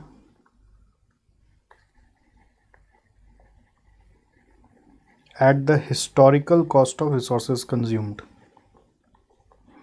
Historical cost of resources consumed.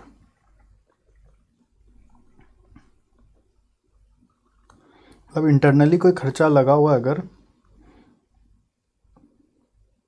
तो उसका हिस्टोरिकल कॉस्ट लेना है। और एक पॉइंट लिखो इसमें, each type of pollution control cost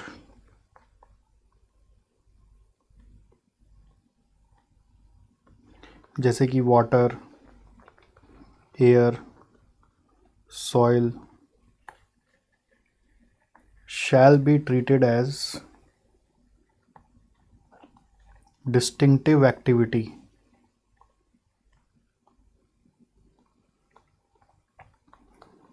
if material and identifiable.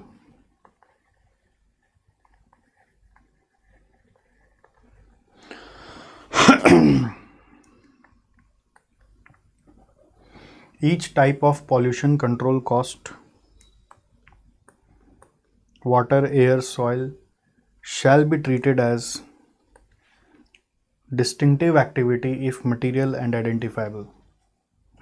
हालांकि हमने यहाँ पे बोला भी था प्रेजेंटेशन में आपको different types of pollution wise report चाहिए, वही चीज़ को जिस तरह से 8 नंबर में बता दिया। और असाइनमेंट को लेकर डायरेक्ट कॉस्ट इनडायरेक्ट कॉस्ट को लेकर है, तो जब यहाँ पर बात हो रही है ना, इसको रेफर पेज 25 में रेफरेंस तो आप ले लोगे। इसमें अगर मैं कंप्लीट करना चाहूँ तो ऐसे एक जगह और ऊपर में लिखाया था आपको, वैसे ही लिखना है कि अगर कोई ऐसा कॉस्ट लग रहा है जो डिफरेंट डिपार्टमेंट शेयर कर रहा है तो उसको तो कॉमन कॉस्ट समझ के आपको अपोर्शन करना पड़ेगा, और अपोर्शन करने के लिए कैश 3 का सहारा लोगे। तो ये चीज़ पहले भी था, जस्ट और क्लैरिफिकेशन आपको दे दिया, वो लिखवा दे रहा हूँ आपको। If the pollution control cost including the share of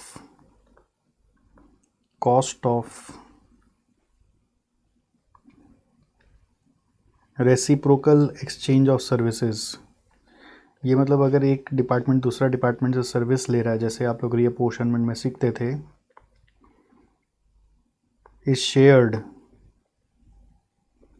by several cost objects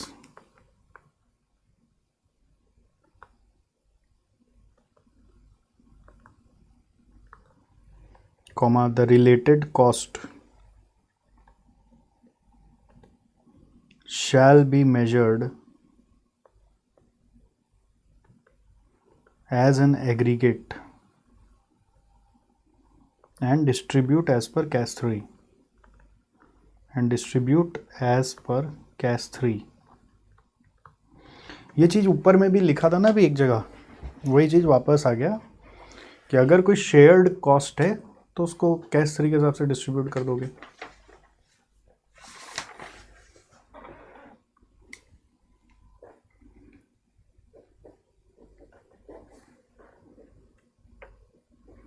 तो जैसा कि मैंने बोला था, जो जो कॉमन चीज़ मैंने कॉस्ट अकाउंटिंग रिकॉर्ड्स के समय पढ़ा दिया था वो वापस कैश पढ़ाते समय मैंने नहीं पढ़ाया था।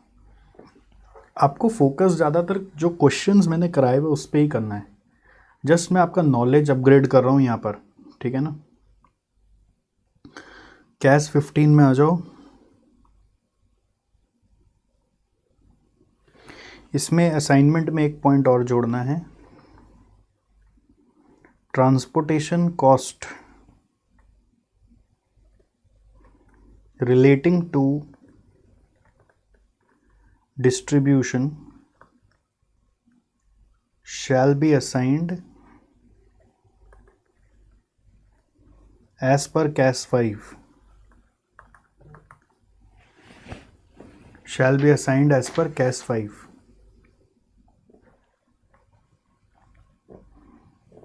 नेक्स्ट ये 15 हो गया, अब 16 में आ जा रहे हैं।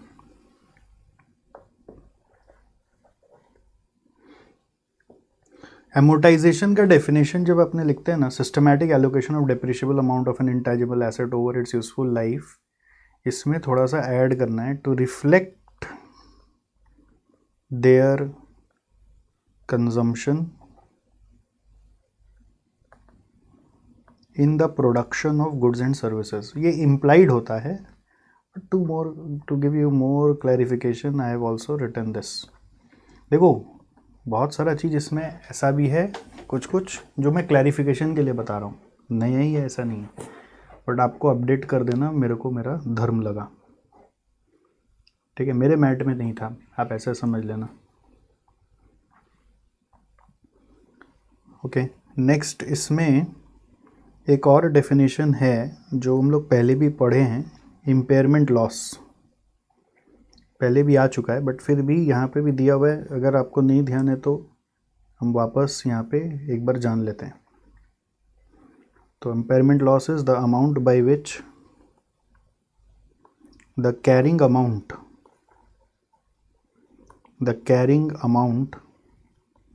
Of an asset exceeds its recoverable value, exceeds its recoverable value। बाज़ार में क्या दाम मिलेगा, मान लीजिए एक एसेट का दाम मिलेगा 5 लाख और आप बुक्स में कैरी कर रखे हैं 6 लाख, तो आप 6 लाख दिखा रहे बाज़ार में, दाम 5 लाख से ज़्यादा मिलना नहीं है, तो इम्पेयरमेंट लॉस हो गया 1 लाख का, ठीक है।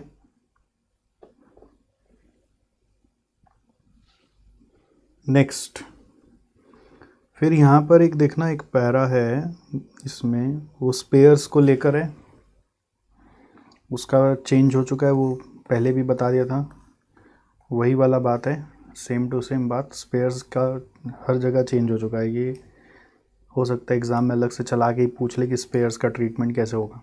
वही बात वापस से कि अगर पीपीई के साथ आइडेंटिफाई हो रहा है तो उसके हिसाब से डिपोजिशन होगा, नहीं तो इन्वेंट्री बना के जब जैसा कंज्यूम होगा तब चार्ज करना है।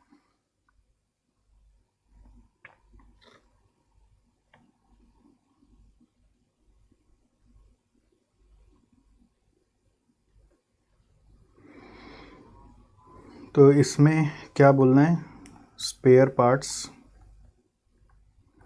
वही डायलॉग वापस से लिखा दे रहे हैं, stand by equipment, stand by और servicing equipments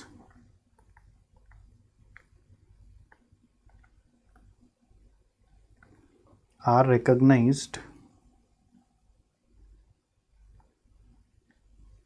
as property, plant and equipment if they meet its definition, if they meet its definition and depreciated accordingly।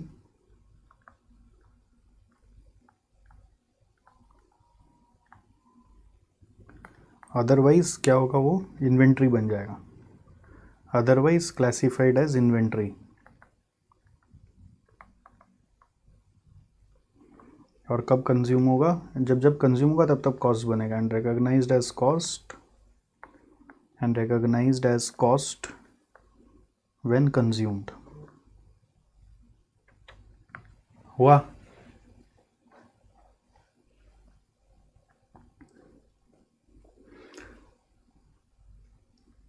Same चीज़ है। फिर असाइनमेंट ऑफ कॉस्ट में थोड़ा सा पॉइंट्स ऐड हुआ है, उसको थोड़ा लिखना ज़रूरी है। तो इसमें असाइनमेंट में पॉइंट्स लिख रहे हैं हम लोग, एसेट अगर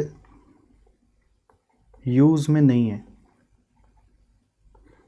क्योंकि आइडल है या रिटायर कर दिया आपने, अब आप यूज़ नहीं करते हैं, तो इसका डेप्रिसिएशन को एबनॉर्मल कॉस्ट मानना है. It's depreciation is abnormal cost for that period. तो ये अच्छा चीज़ है नया चीज़ में. फिर depreciation charged for a period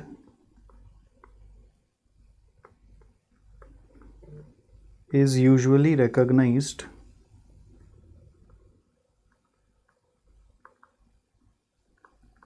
in cost of goods और सर्विसेज. वो तो इम्प्लाइड है ना, मतलब डिप्रिसिएशन को हम लोग कॉस्ट ऑफ गुड्स का पार्ट बनाते ही हैं कॉस्ट अकाउंटिंग में. In cost accounting it is treated as a part of cost of goods. It's implied.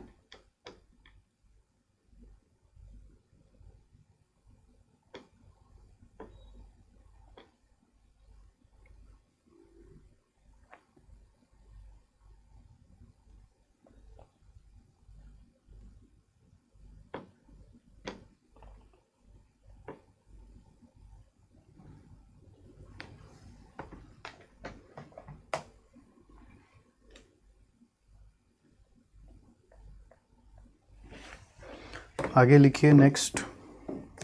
Property plant and equipment PPE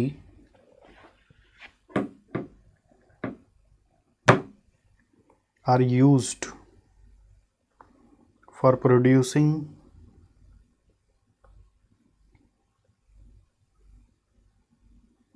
another asset. अगर वो कोई एसेट बनाने के काम में लिया जा रहा है, कोई मशीन एसेट बनाने के काम में आ रहा है, कोई कंस्ट्रक्शन हो रहा है एसेट उसके काम में आ रहा है, तो उसका जो रिलेटेड डेप्रिसिएशन है वो उसी कॉस्ट ऑफ एसेट में जाएगा. The related depreciation shall form part of cost of such asset.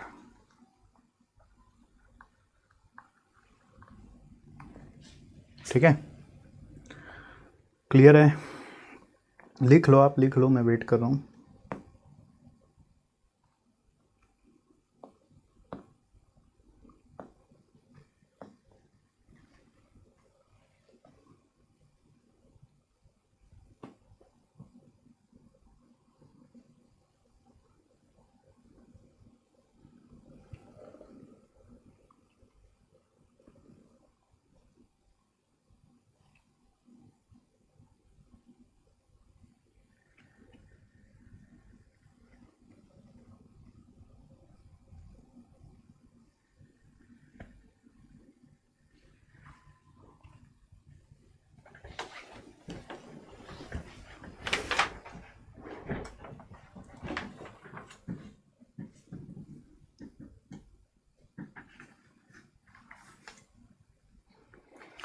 देखो, मेरे को जो जो उचित लग रहा है ना, मैं वही वही बता रहा हूँ. आप ये मत सोचिएगा सर वर्बेटिम मैच करा रहे हैं. और मैं कोशिश कर रहा हूँ कि मैं आपको ज़्यादा से ज़्यादा बता दूँ.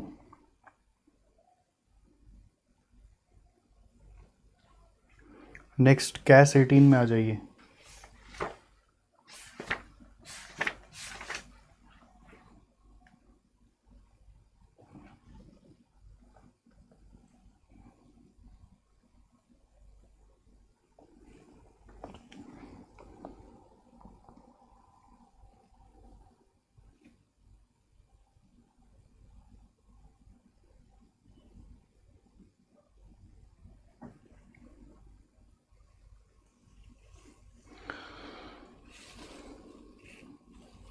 कैस 18.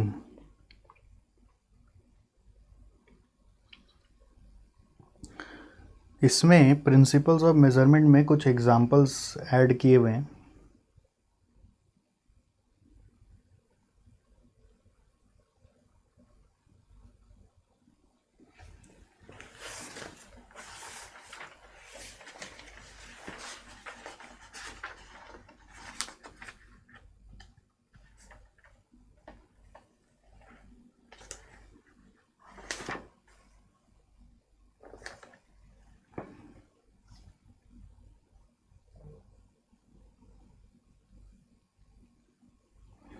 वो एग्जांपल एक्चुअली पेज 21 में पहले से मैंने करा दिया है.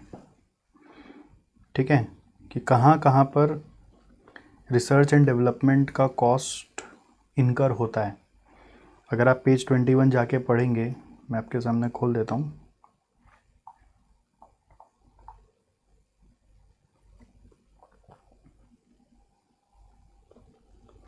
ये देखो, ये जो एग्जांपल्स है ना,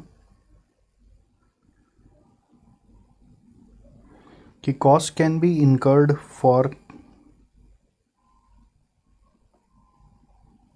securing copyrights and licenses, for developing computer software, for design of tools, jigs, molds, फिर other costs that can be directly attributed, फिर ये सारा cost of materials, फिर cost of bought out material, फिर salaries, फिर depreciation, फिर overhead cost, फिर cost incurred for carrying out research and development and charged to other entity, sorry, carried by other entity and charged to this entity। तो ये सब जो points है ना 1 से लेके 10 तक, ये पॉइंट्स इधर भी कॉस्ट अकाउंटिंग स्टैंडर्ड में डाला हुआ है। ठीक है,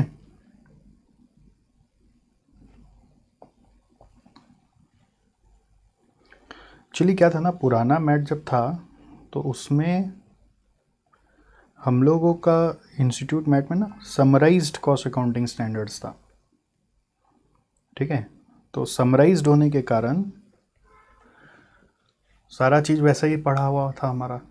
अभी क्या है, इंस्टीट्यूट बोल रहा है रॉ कॉस्ट अकाउंटिंग स्टैंडर्ड्स पढ़ो, तो अब रॉ चीज़ पढ़ोगे तो कुछ कुछ एक्स्ट्रा भी ऐड हो जा रहा है, और बहुत सारा चीज़ वहाँ कॉमन था तो हम लोग वापस से नहीं पढ़ रहे हैं, और मैंने क्रॉस रेफरेंस पहले से ही कर दिया था तो बहुत चीज़ कवर्ड ही था आपका, तो नया का बहुत ज़्यादा इम्पैक्ट नहीं आया। नेक्स्ट 19 में कुछ नया नहीं है, 20 में कुछ नया नहीं है, 21 में डिस्क्लोजर में 2 पॉइंट बताना है। यहाँ प्रेजेंटेशन के बाद डिस्क्लोजर आएगा,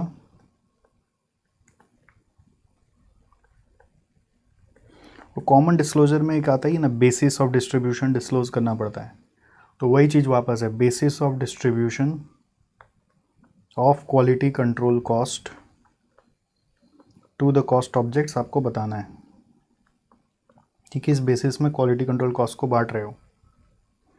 और दूसरा आपको बताना है quantity and cost of resources used for quality control cost. See, मैं ये सोच के नहीं पढ़ाने आया हूँ आपको कि ये सब आपका एग्ज़ाम में आएगा कि नहीं, मैं ये बताने आया हूँ कि आपको ये सब थोड़ा सा और अप टू डेट कर लेना है, क्योंकि हम क्यों रिस्क ले, नया मैट से कुछ आ गया तो क्या पता क्या बान पूछ लिया चला के, बदमाशी क्वेश्चन बहुत सारा होता है। नेक्स्ट कैश 22 में आ जाओ।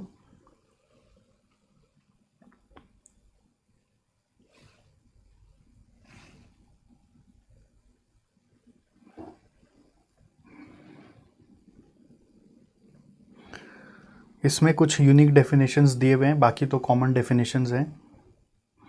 जैसे कॉमन डेफिनेशन में मटेरियल कंज्यूम्ड का डेफिनेशन मैं बताना चाह रहा हूँ।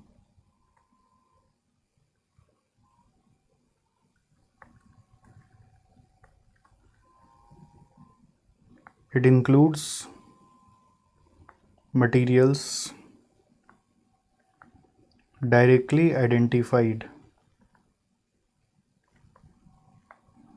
for production of excisable goods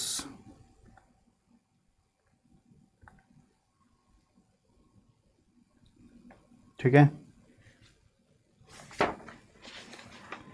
for production of excisable goods.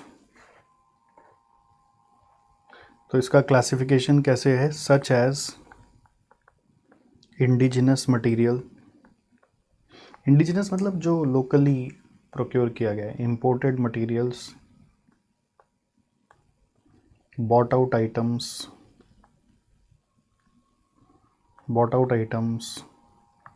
Self manufactured items, process materials.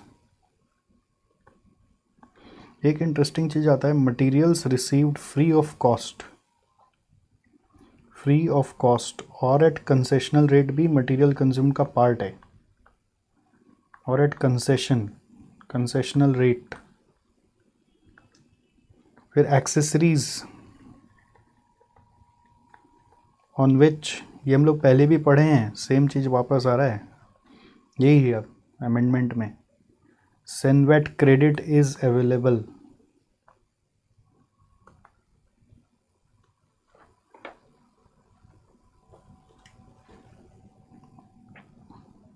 and cleared along with final product, cleared along with final product।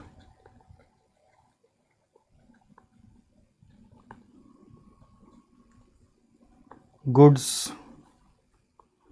used for providing free warranty, वो भी material consume का part है। सोचो कितना सारा चीज़ उसमें covered है, indigenous material, imported, bought out items, self manufactured, process material, free of cost और concessional rate, accessories, goods use for providing free warranty. ठीक है, अब उसका वैल्यूएशन कैसे होगा, valued at net invoice price, जैसा आपको पहले भी सिखाया हुआ था। ठीक है, नेक्स्ट मैन्युफैक्चरिंग ओवरहेड्स के लिए यहाँ पर इनडायरेक्ट कॉस्ट जो भी बताया हुआ है उसमें एक लाइन और ऐड कर रहा हूँ कि to be classified as fixed and variable.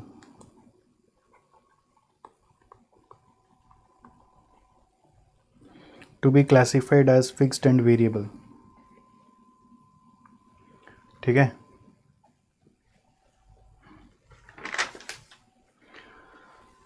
आगे बढ़ते हैं।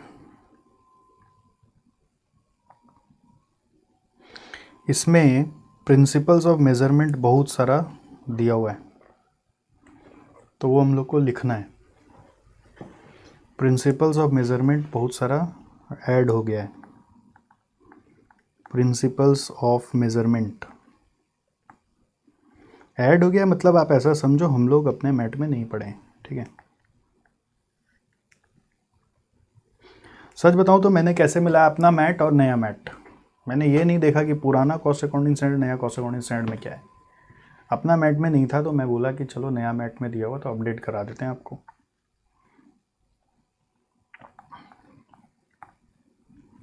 पहला लिखो, separate manufacturing cost for each excisable good.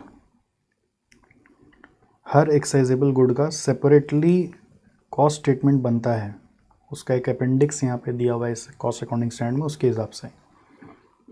फिर manufacturing cost should include both direct cost and indirect cost, ये कॉमन पॉइंट है, this is a common point. Third, material cost जो भी निकालोगे तो separately for each type. Type कौन सा, जो मटेरियल कंज्यूम में ऊपर में बताया था ना, indigenous, imported, bought out, self manufactured, accessories, सब अलग अलग। Refer definition. फिर फोर्थ लिखिए, स्क्रैप और defectives to be included in the cost of goods. ठीक है, अगर कुछ उसका नॉर्मल रियलाइजेशन हुआ है, normal realisation to be reduced या to be adjusted in manufacturing cost, और abnormal loss net of scrap not to be included, उसको लॉस ट्रीट करना है, वो तो इम्प्लाइड है, एबनॉर्मल लॉस तो ऐसे भी नहीं आता।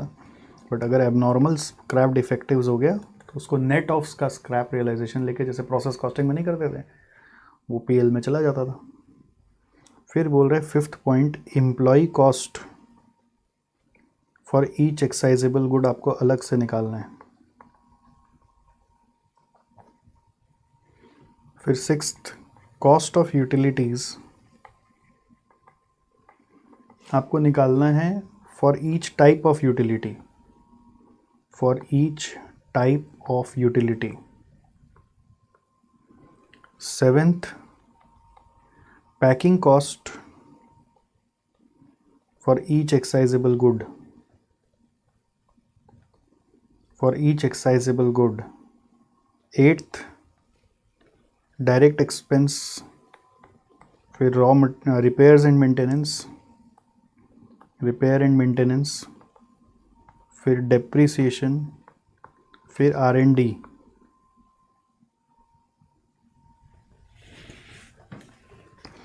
ये सब भी फॉर ईच एक्साइजेबल गुड आपको अलग अलग जानना है। फिर 9 नंबर, cost incurred for manufacturing of excisable good after split off point को आइडेंटिफाई करना है फॉर ईच जॉइंट प्रोडक्ट और बाई प्रोडक्ट, ईच जॉइंट और बाई प्रोडक्ट। जैसे प्रोसेस कॉस्टिंग में फर्दर प्रोसेसिंग कॉस्ट करते थे ना, हर प्रोडक्ट का अलग अलग होता था। एक थोड़ा सुट्टा मार लेते हैं।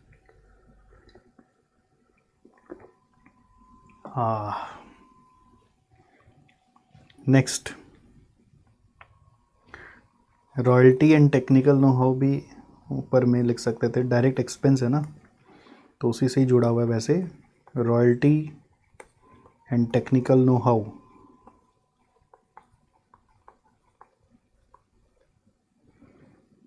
Of each excisable good. अगर लमसम है, इफ लमसम मोटा अमाउंट दिया हुआ है तो अमोटाइज कर देंगे। कैसे? On the basis of estimated output या फिर और बेनिफिट डिराइव्ड, और बेनिफिट डिराइव्ड। ठीक है। नेक्स्ट 11th पॉइंट, जैसी में एक और बात आता है कि रॉयल्टी फॉर सेल्स अगर है तो वो कॉस्ट का पार्ट नहीं है, वो सेलिंग का पार्ट चला जाएगा, वो मैन्युफैक्चरिंग कॉस्ट का पार्ट नहीं है। ऐसा नहीं कि वो लॉस है। फिर क्वालिटी कंट्रोल के लिए बोल रहे हैं, क्वालिटी कंट्रोल कॉस्ट चाहे इन हाउस हो या फिर प्रोक्योर्ड फ्रॉम आउटसाइड हो, तो उसका कॉस्ट टू बी डिटरमाइंड, क्योंकि मैन्युफैक्चरिंग कॉस्ट में क्वालिटी कंट्रोल कॉस्ट आता है। इन हाउस का कॉस्ट जितना रिसोर्सेज उसमें यूज़ हुआ, और प्रोक्योर्ड का कॉस्ट नेट इनवॉइस प्राइस पे, जो कॉमन सेंस से सीखा हुआ है, कॉमन चीज़ वही लगाना है। If manufacturing overhead represents procurement of any resources, procurement of resources,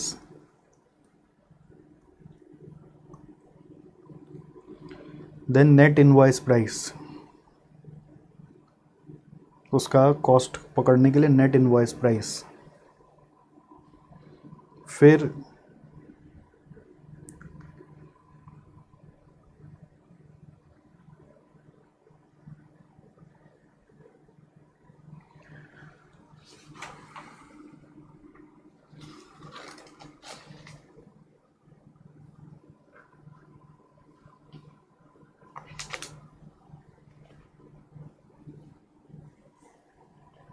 एक लास्ट पॉइंट है, apart from all common points, वो सब मैं तो लिखता ही नहीं हूँ।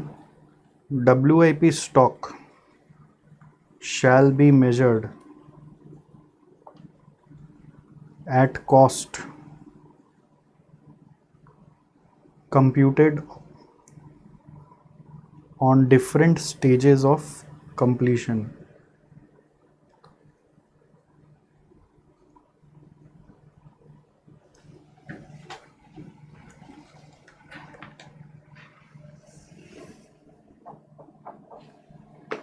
ठीक है।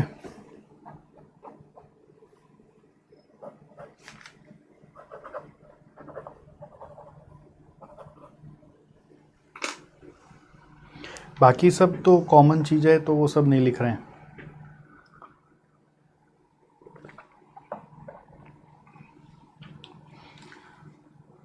ओके, तो ये था कैश 22। अब हमारे कैश 23 में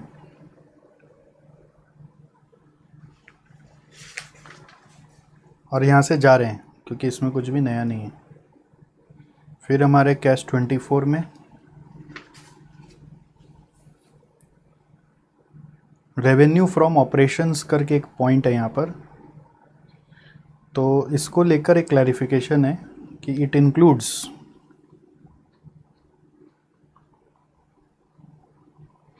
ये हम लोग है ना एक FAQ में भी किए हुए हैं, ठीक है, बट फिर भी अभी यहाँ पे लिखा दे रहे हैं other operating income, other operating revenue such as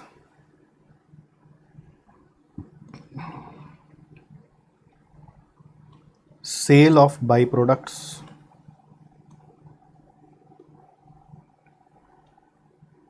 scrap, export incentives,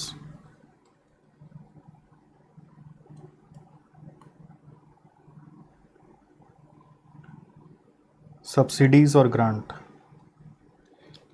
ये भी रेवेन्यू फ्रॉम ऑपरेशंस का पार्ट है। ठीक है, तो ये बस एक लाइन यहाँ पे लिखना था और इसके साथ कॉस्ट अकाउंटिंग स्टैंडर्ड्स का सारा ख़त्म।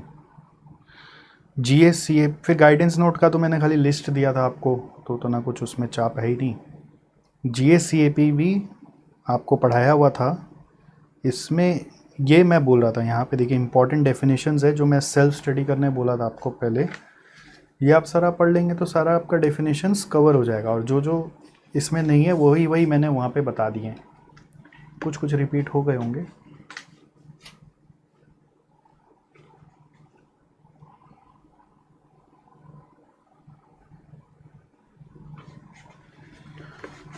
ओके, तो इनमें अब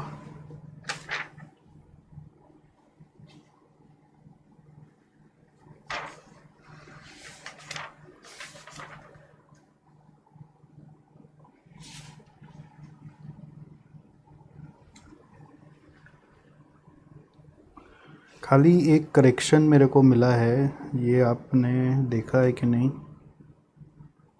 एडमिनिस्ट्रेटिव ओवरहेड्स,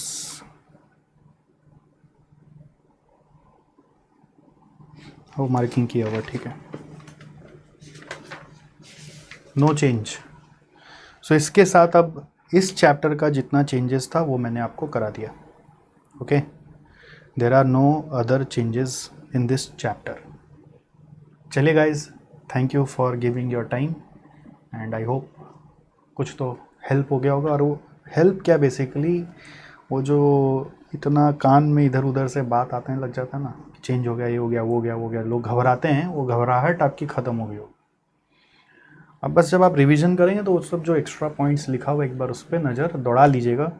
हम लोग के पास रेडीमेड कोई क्वेश्चंस नहीं है उससे जुड़ा हुआ, एग्ज़ाम में क्या बनेगा नहीं बनेगा, कभी कभी हो सकता है कोई प्रिंसिपल ऑफ मेजरमेंट पे कोई नया चीज़ आया है तो उस पर क्वेश्चन पूछ सकता है। ठीक है, और आप कॉमन चीज़ को पढ़ के चलेंगे पहले स्टार्टिंग में तो आपको बहुत सारा चीज़ रिलेट करने को मिलेगा। एक खाली सजेशन दूंगा कि जो मैं पहले भी बोला था कि आपको रॉ कॉस्ट अकाउंटिंग स्टैंडर्ड जैसे गूगल से भी डाउनलोड करके आप रख सकते हैं, जो लेटेस्ट कॉस्ट अकाउंटिंग स्टैंडर्ड्स है जो आपके इंस्टीट्यूट मैट में लेटेस्ट में दिया हुआ ही है, लेटेस्ट वाला मैट में, उसको एक बार आँख से निकाल लेना तो आपको समझ में आ जाएगा कि एक दिन लगेगा पूरा 24 ठो पढ़ने में, एक दिन पूरा सुबह से रात तक पढ़ोगे तो हो जाएगा। आँख से निकाल लोगे तो आपको सब समझ में आ जाएगा कि आपको कितना पढ़ा हुआ है और कितना आपको आता करता है, सब आपको पता चल जाएगा। ठीक है, चलो।